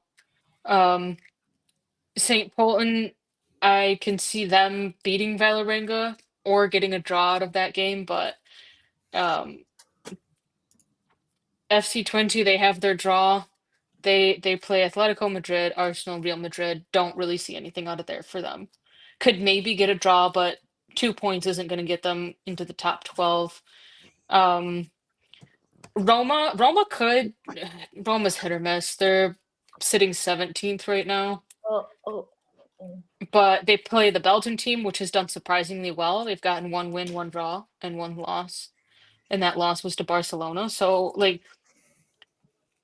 I'll obviously be keeping track of this, but the way that I'm seeing it, Arsenal could finish with 12 points. They could also finish with 10 points. Sorry, Ryan, I had myself muted because Misty's snoring her head off, and I didn't want Kathleen to feel like she was getting distracted by the snoring of my dog. So that's why. No, I think at most at this point Arsenal can get 12 points. I think points. What? I think they could still finish top 12 with 10 points, and I think that would be the minimum that I'm seeing with the available games. Honestly, forget that Olga Carmona plays for PSG now. Yeah. You forgot that, or? Yeah, I forgot she plays for PSG now and not Real Madrid. Melvin Mallard's just been booked. She's just what's smacked him. happened? Yeah. Yeah, elbowed the PSG player right in the jaw. Oof. I mean, that's kind of a good thing for us that she doesn't play for Real Madrid anymore. The only draw I'm really seeing. So actually no, because it would be. So we have Arsenal currently have. Where's my points there? 3 points. Arsenal are currently embarrassing. That's what Arsenal are. Yeah. Yeah. I was going to say, because when the draw was made, I looked at the fixtures. I thought Leon and Bayern will be tough. I thought we'd get something from Bayern. I thought we could get, and Leon. I thought we could if we turn up get something against Leon, because obviously recent history and all that. But again, we've put ourselves in a position where we have to win the last 3 games now. Have to. The problem is that this time round we didn't have a second half to fall on. Basically, a second game to fall on. That's the thing. We didn't have. Yeah. Frustrating. I know. I thought. I looked at it. I thought, okay, we'll get top 4 because of the way it's played out. Especially when they put the fixtures out, I thought, okay, get the first. If we can come out the first 3 games, X, Y, and Z, we'll be okay. But yeah, 3 points was sort of. I would have expected at least 4 points out of our first 3. Yeah, I think at the very least. we all knew that as soon as we got Leon, we knew that was going to be a struggle. We would have been lucky. It would have been insane, especially given the injuries that we had during that first week and how we were doing at domestic levels. Like, we knew that it was going to be a struggle to get a point. Not a struggle to get a point. A struggle to get a win. Would have been an absolute miracle if we beat them. But we did get a goal against them, or was it 2 goals? Was it 2-1 or was it 3-2? It was 2-1. 2-1. So Luso scored and then we gave away 2 stupid goals. Yeah. So we scored against them, and we knew that was going to be a tough game, no matter what. No matter which way you look at it, we knew that Leon was going to be a tough game. Would have been a miracle to win that game. Would have been a blessing to draw it, but realistically, with how form was going and available players, we were going to fight like hell, but it was going to be a loss. We didn't lose by 2 goals like Wolfsburg did. I don't even know who they played last week, but it was a win, or 2 weeks ago, whatever it was. So then it's like, all right, so we're going to look at the last 3 games that we play in the Champions League. Real Madrid, okay, well, we lost to Real Madrid in the first leg, and we beat them in the second leg. So we just need to do that again. We need to pretend. I mean, we haven't said that during the Bayern game, like, oh, we need to pretend that this is the second leg because we turned up in the second leg. But like, looking at history of Bayern, there have been no draws between us. It has either been a win or a loss, and it has actually gone win lose win lose win lose. So this was the Arsenal loss to keep that theme going. Real Madrid, I feel like Real Madrid could be a tricky one. I think as long as we get 1 point out of that, great. If we can get 3 out of that, fan-fucking-tastic. We're at home at Bournemouth. There's no excuses. Yeah. Which, guess what? We'll have VAR in that stadium. Because we have to. Yeah. No, so it's just, I don't know. I think Arsenal, at a minimum, need to finish with 10 points. Yeah. We have 3, so we need 7. We need 7 more out of our last 3 games. At the very least. Just to get us in the qualifying. Yeah. Bullshit. Anyway, on that note. Also, there were no yellow cards in that game. It's weird. In the game that we just had. But yeah, we've been on that 2 hours and 45 minutes. I vented out. Laura, you have anything else to say before we go? Whoever you want. My friend Brandon ran away, so I don't really have much to say to him. Woody and Gav, we'll see you next week when you're on crying about Chelsea getting battered at Barcelona. Ironically, that'll be happening during the Cannon and Jonesy, so come and join us for that one. But yeah, it's going to be a painful one tomorrow, the Cannon and Jones. I'll be surprised if they can't. Liam and they can't step over that one. No. We have to take it on the head this week and take our crumble basically. It's all right. We move. Oh yeah, we move on We to the move. next one. Bring on the Lily Whites. Thank you for coming, guys. We really appreciate it. Talking of which, tomorrow Thursday, Cullen and Jonesy tomorrow for a show on a Mr. Arsenal podcast. Friday, nothing planned. Saturday, we don't play at all. So Sunday, the next time you see me is on Sunday for the North London derby. This is away as well, so I don't know who's going to be around, but if anyone, I think I will be watching the game in the car. Tomorrow, another I'll family hopefully gathering. be releasing my Arsenal versus Chelsea vlog. I'll give your friend a heads up so he can promote that on his channel. Yeah, because the end of that's going to be a good one at the end of that. Because I was in one cunt of a mood on Saturday after the game that I did not end, so I'm going to have to do it now. Yeah, no worries. Oh, gross! That's gross. Sorry. What? So I recently moved out of my parents' house, and for like a year ago, well, like I haven't changed my permanent address, so a lot of my mail still gets sent over there, which it's only like a 20-minute drive on a bad day. Well, something came in the mail addressed to my dad, but it had my name on it as well, and it was like, Paul, get your custom engraving with Catherine, get her a custom engraved diamond pendant thing. And it was like something that you would get, a husband to a wife, not a father to a daughter. Because the picture that they had on it was very much we're in love and we're soulmates, not that's my daughter. No. I know I'm from the United States, but I'm not from the South. Right. Where don't worry, your best friend, where your cousin is also your brother. That sounds a bit like my best pal. Oh, I'm genuinely being serious. My best friend's little brother is also a cousin. Your father is your uncle. Her dad obviously had her first, then slept with her auntie and had the brother / cousin. No, see what also happens in the South though is that what happens in the South stays in the South. Let's put it that way. Your cousin is also your boyfriend / husband, who could also very well likely be your brother. So,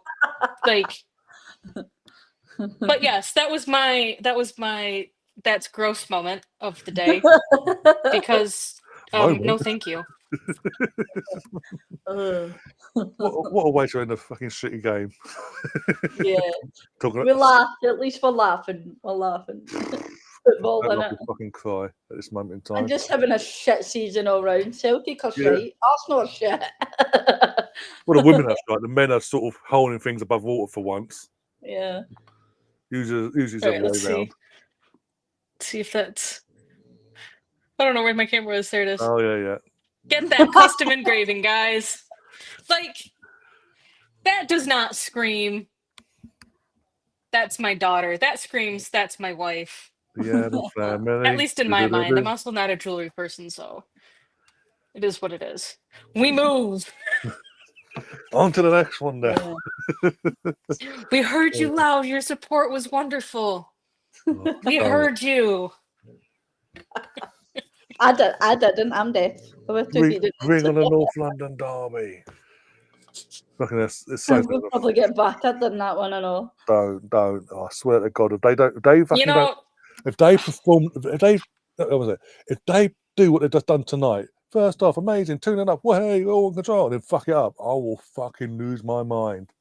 You thought the bench tonight were fucking something? Oh my God, tune in on Sunday if we do fuck up. Oh my days, you won't want to miss it. Trust me. let's see. What did she just put out? Heads will fucking roll, and Claire Whitley, you'll be one of them. Trust me. I don't care what anyone fucking says at that point. You don't not lose to fucking Tottenham. It's bad enough it's bad enough we've lost them already with Jonas at the fucking helm a couple of years back. That was bad enough. To do it now as European champions, that can jog on. But yeah, Freddie, one of the guys who's put up that works for the BBC, Freddie. Arsenal applaud their travelling fans. Katie McCabe and Ruben Moy stayed the longest to do so. Oh, so, can't defend, but they capped us off. Thanks for coming to Germany and wasting your money. Two of the I feel like they're always the last ones off, the though. longest to say sorry to the Arsenal fans. Pull your fucking finger out then, going forward. Get your fucking asses in training. The fucking don't defend. Katie, if you don't want, Katie, if you don't want to stop holding Caitlin's hand, get your ass in the fucking. I'm sorry, but if I'm Renee, I'm going like that. By the way, we're getting off a plane tomorrow. You ain't going home. You are going straight to the training ground. Adam Salter just put out in August 1999. Arsenal ladies lost their opening Premier League match of the season 3-2 to Tranmere Rovers after going 2 goals up. That's the only other record I have of the Arsenal ladies / women losing a game after going up 2-0. That's just sad. Well, there's your sad fact of the day. So just coming in now from Sky Sports as well. Euro 2028 definitions for the men's Euros. The next one's coming up. UK are kind of hosting. Yeah. Dates and venues and host cities and format and schedule for the United Kingdom and Republic of Ireland tournament. So it takes place across England, Wales, Scotland, and the Republic of Ireland. Fuck the North, apparently. At 9 different stadiums, only 2 host nations will get only 2 at the fuck off, you bastards. Qualification: Spain are defending champions after beating England. Whatever. Starts on June 9th, ends on July 9th. The opening game will be at the Cardiff, the Millennium Stadium, basically. Opening night, no matter what. So it won't be England playing the opening night. That'd be well. So you just confirmed who's one of the fucking And England could play their first match at Man City's Etihad Stadium. Fuck Wembley, apparently. Got a national stadium, but fuck it. We play at Manchester City. It's empty most of the time anyway. The competition involves 24 teams. Don't give a shit.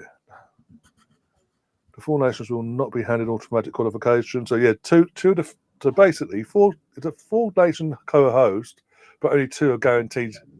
What? So basically, 2 of either England, Wales, Scotland, or the Republic of Ireland are going to have to qualify. And sod's law, because of how shit they are, Ireland will get one of those fucking spots automatically. And England will have to qualify because of how stronger we are. In comparison, it's a fucking joke. Why give a fucking... Yeah, that's pissed me off, actually, even more. Oh, anything else? Any other fucking... Okay. Any other over-the-hill boxers want to fight a YouTuber and announce it before we end the show? All right, so I'm doom scrolling through Twitter right now, which is just absolutely blowing up. And some people are like, well, with this loss, there's absolutely no chance that Arsenal can finish top 4 now. Oh, but there is. It is probably like if you crunch the numbers, you look at what happens when this team's win, this team's lost, and go through. United. It's 1-0 to Man U. It's probably something like a 0.002% chance that they make the top 4. Maybe she should have done better. That's it, Mary. Just lick your lips. Just walk around strutting and licking your lips. That makes things better. You're just a shit, Hannah Hampton. I just find it frustrating that people are like, oh, there's no chance that Arsenal could finish top 4. Oh, there is a chance. There is a chance for Arsenal to still finish top 4. Especially when that's a PSG are currently losing, and they've got to play Bayern next as well. PSG. Yeah. So actually, let me change that. So that might actually change it. I think Arsenal could finish 5th. Then let's see. Bayern. Oh no, I have Bayern taking all nine points. Yeah, you had that are available to them. Yeah, you had your top three was Bayern, Barcelona. Is Barcelona with 18, Leon with either 18 or with 16? Because I do think that Juve could either get a draw from them. Maybe with how United have been playing, United could get a draw out of them. Bayern, I could see finishing on 15 points. Them going 9 for 9, or my only saving grace from that though was, is PSG actually going to do well and get something. But the thing that some of these Twitter fans, it seems, they're only fans or critics of Arsenal on Twitter. They seem to forget that Arsenal have now played both of the teams out of Pot 1 or Pot A. Chelsea have not. Barcelona has not. Leon has now. Bayern has not. Bayern has. Arsenal has. Leon has. Barcelona has not. Chelsea hasn't. I mean, you could even argue that some of the teams that were in the second pot deserved to be more in pot 1, but when they're only allowing 5 teams or 4 teams in each pot, makes it hard. Is it only top 8 playoffs? 5 through 12 make the playoffs. 8 teams make the playoffs, but top 4. So it's kind of like the men's Champions League. Top 8 make it. I mean, because we're talking about half the number of teams. Top 8 in the men's make it. The middle 16 go into a playoff. For the women's, top 4, middle 8, bottom 4 is how it's broken up. But United are now sitting in 3rd. They're sitting above Chelsea. So. Yeah, Gavin, Woody, what you got to say to that? Huh? Wait. I think it gets even better. Hold on, let me find it. Well, whilst they're waiting, Anthony Joshua, for your bullshit breaking news tonight. You just made the list! Fighting a fucking YouTuber. I didn't even pay attention to this, folks. Do you know where Chelsea's sitting in the league table right now? Hopefully in a relegation zone like that. Second. Yeah, did you know that after the weekend's game? No, I didn't. Not until today. Yeah. Yeah, because they drew against us and Man City won. Obviously, Man City won on the Sunday, so they went top. I didn't realize that until today.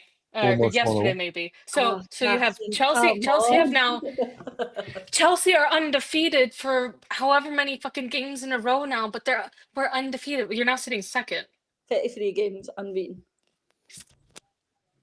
Who gives a fuck? Because if you actually put it in, all right. So answer me this: when Arsenal went on their invincible season, was it across all competitions or just Premier League games? All comps for the girls. All 2007, it was all comps, I believe. How about for the men's? Oh, for the men, it was just the league. Just the league. All right. Interesting how they count some of this stuff. Because I do. Well, the way that Barclays made it sound when they were like, Chelsea have now broken Arsenal's record, and they're the new record holders or whatever it happens. Whatever it happens to be. One, there was only one team to beat, so of course. But they made it sound as if it was just the league. Thank you for your unbelievable dedication away from home, Gunners. Get home safe. At least it didn't say we moved to Sunday. We'll get that 1.5 hour. We'll get that 1.5 hour. Who's alive for that? Hey, and the pictures they had was Codina in a bib, the team from a distance, and Hines and a blurred out. Sophie Howard. That's it. Yeah. Would it be fucking better bringing Sophie Howard on? Know what? For that bullshit tweet, Arsenal. You just made the list. You know Gav what? over here saying that Arsenal will be lucky to qualify out of the Champions League stage. Right now, we are comfortably in our position of 11th. We're in the playoff spots. Woohoo! Yeah. All right. So let's see. Benfica would need. And at this rate, are Chelsea not in the playoff spots as well? Oh no, Chelsea. Chelsea are top 4 right now. However, for now, no, they can't. Yeah, Chelsea can't get knocked down until potentially next week. It'd be worth the wait. If Atletico Madrid or Juve win, that would put them at 6 points. Chelsea's at 7 points, and then Okay. let's see. It'd be worth I the don't wait. have who's playing what when, but I don't have that pulled up anymore. But that's all I'm saying. It'd be worth the wait. I wasn't going to do this, but I'm pissed off. So Claire Whitley again. There's a few people on the list tonight. Claire Whitley, Arsenal's Women's Sporting Director. You just made the list. Start doing your job right. Renee, your bullshit subs tonight, and the subs that Chloe Kelly, top of that fucking list. You just made the list. 1-0 Atletico. Yay! There we go. But yeah, on that note, guys, we are going to get ourselves out. It's just over 3 hours, about 50 minutes on from where I said going to sign off. But still, we're getting out of here because this is depressing. But you know what? You got me to the end of my workday. Oh, it's depressing. It was depressing losing the game the way we did, but then fucking United are winning 1-0. So there's even more. Mark Skinner, who everyone hates apparently, is doing better than us in the Champions League. How's that worked? Fucking hell. But yeah, as I say, you got to tomorrow's night show, 9 o'clock till 11. It would have been the Cannon and Fletcher, but we're giving Jones another week to redeem himself. If he doesn't redeem himself, he get kicked off this week. There's that. You've got the Cannon and Jones in tomorrow night. North London Derby on Sunday. We'll try and fit some other bits and pieces in between. Oh God, what's he done now? I was waiting for some sort of other reaction. I didn't want to be the person. We're just gonna pretend that Gav didn't say anything. I'm just one spitting facts and two being realistic about both sides.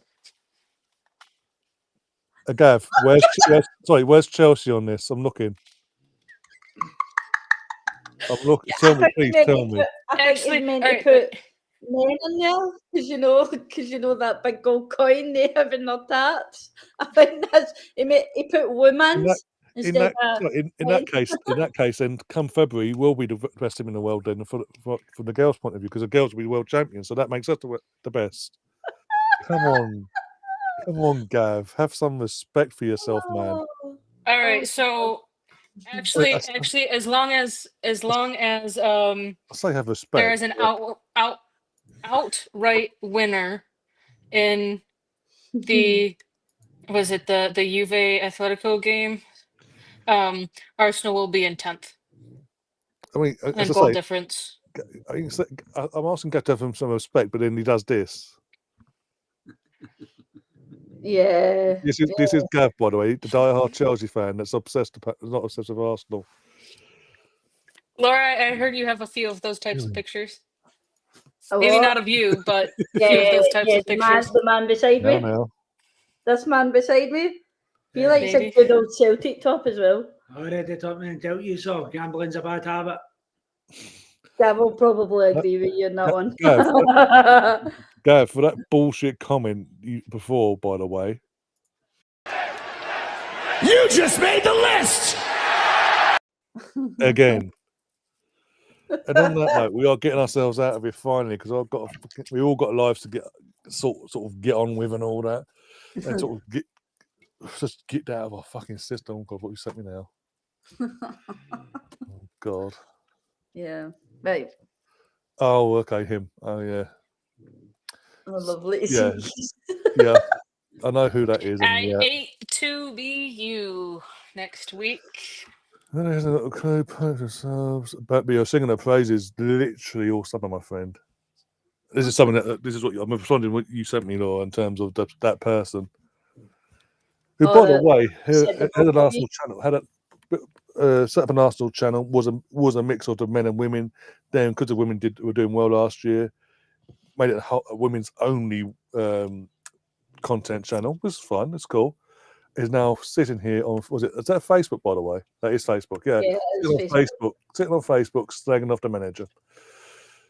Is he a women's? Is he a women's content creator? Is that who that is? He's made himself a women's. It was an Arsenal content creator, but he's now an Arsenal women's content creator only. Yeah. All right. Okay. I'll send you a link. Please don't. He'll probably. You know what? My YouTube channel as well.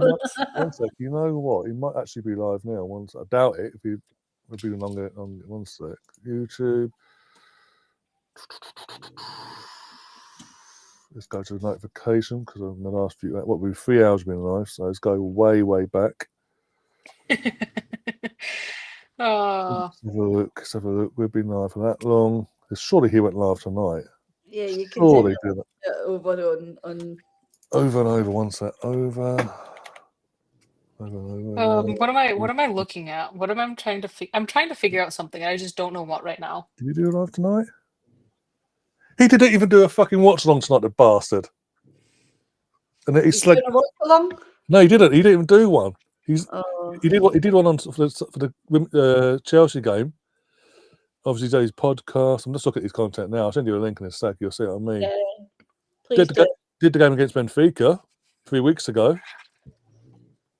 but didn't do it. He did, but he's had the audacity to then go right there, shit. Fuck. Wow. The comments are agreeing with him or what? Some of the comments are agreeing with him. Probably the gunners in disguise. There's the link. Somebody said in the comments, controversial opinion, but if that's Mikel Arteta, we don't lose that game. Fucking no Arteta then, is it? Fucking, we rent him, obviously. Somebody in the comments says to him, honestly, shut up, you prat. To be fair, Gav, as well, most of the people here know about that bet, so there's no point repeating the bet, the reason why you're wearing that shirt. There's also, hang on, I could quite easily go over to Discord and come Sunday, show the other photos you sent me after the bet was done, after you lived up to your word, where you sent me like 2 weeks, me and Liam, you sent us 2 weeks or 2 or 3 weeks later, maybe even longer actually, after the Champions League final when the girls won it, where you're actually wearing the shirt again. There was no bet involved. So if you want to go there, I can get them out. Oh, please do. I'll send it to you in a minute. I'll even send the screenshots of to prove the point that they were sent way after the original 2. He's secretly an Arsenal supporter. You can't lie. Oh dear, but yeah, on that note, guys, we're going to get ourselves out of. I keep saying for the first fucking time now. Getting ourselves out of here. Fucking. I have no idea if you can see me or not. Something happened when I changed headphones, but I'm waving. If you can't see me, goodbye. 3 minutes injury time at the rainy shithole that is Manchester United. Yeah, we're going to get ourselves out of here. As I say, we're back. Got Liam and Jonesy tomorrow. I'll be back here. Glutton for punishment, apparently, according to the Arsenal women's season, how it's going. I'm a glutton for punishment. Apparently, I enjoy watching the European champions perform like absolute mid-table mediocrity, pain in the asses. Don't worry, we'll win it all. Don't worry. Calm down. The thing is, I guarantee you, we'll win the Club World Cup thing, and we'll win one of the domestic trophies, and they will be forgiven. Apparently. Yeah. All done. That was another bet I lost. Remember when I said Arsenal player scores? I don't remember that. Yeah. Oh, for the Euros, the women's Euros. You just set that bet up in your head. Yeah. We thought about it. Thought, you know what? I'm going to go with this, but never actually told us. And he thought he probably thought he had, and then thought, "Fuck, there you go." Special bet. But anyway, either which way, we're getting ourselves out of here. We've got lives to get to and have something to eat and chill, shower, whatever. Get rest. Or Catherine's got rest. Most of it got half a day left on her end as well to go. I got like 5 hours left in me. Let's be honest. It's only going to be 8 o'clock, and I'm going to be getting in bed 9 o'clock. Jeez, it's going to be so funny. So yeah, we'll see you soon. If you haven't already, subscribe to the channels, respectively. My obviously Mr. Arsenal podcast, the Arsenal Women's Chat Show. Obviously, you're watching on X. Obviously, do follow obviously Liam, Jonesy, and George respectively over on there as well. Laura's channel. What? Yes. I'm just we'll wait for this because obviously, yeah, we'll wait. But yeah, Laura, you want to plug your channel quickly as well? Yeah, I'll have a vlog out tomorrow, roughly around about 7 o'clock. On obviously AWFC Matchday Vlog channel. So I had to think there what the name of my channel was. Oh, what a goal! What a goal! That was a peach of a goal. Oh damn! I'm gonna have to go and watch that. I'm also... But yeah, what as I say, if you again subscribe to the channel, hit the like button. When you get the chance to press the hype button as well, hype the video up as well. Share the content around with your fans, family, or fellow Gooners or football enthusiasts alike. It's keep pushing, keep growing. And until next time, guys, as always, up the Arsenal. Come on, you Gunners. Bye.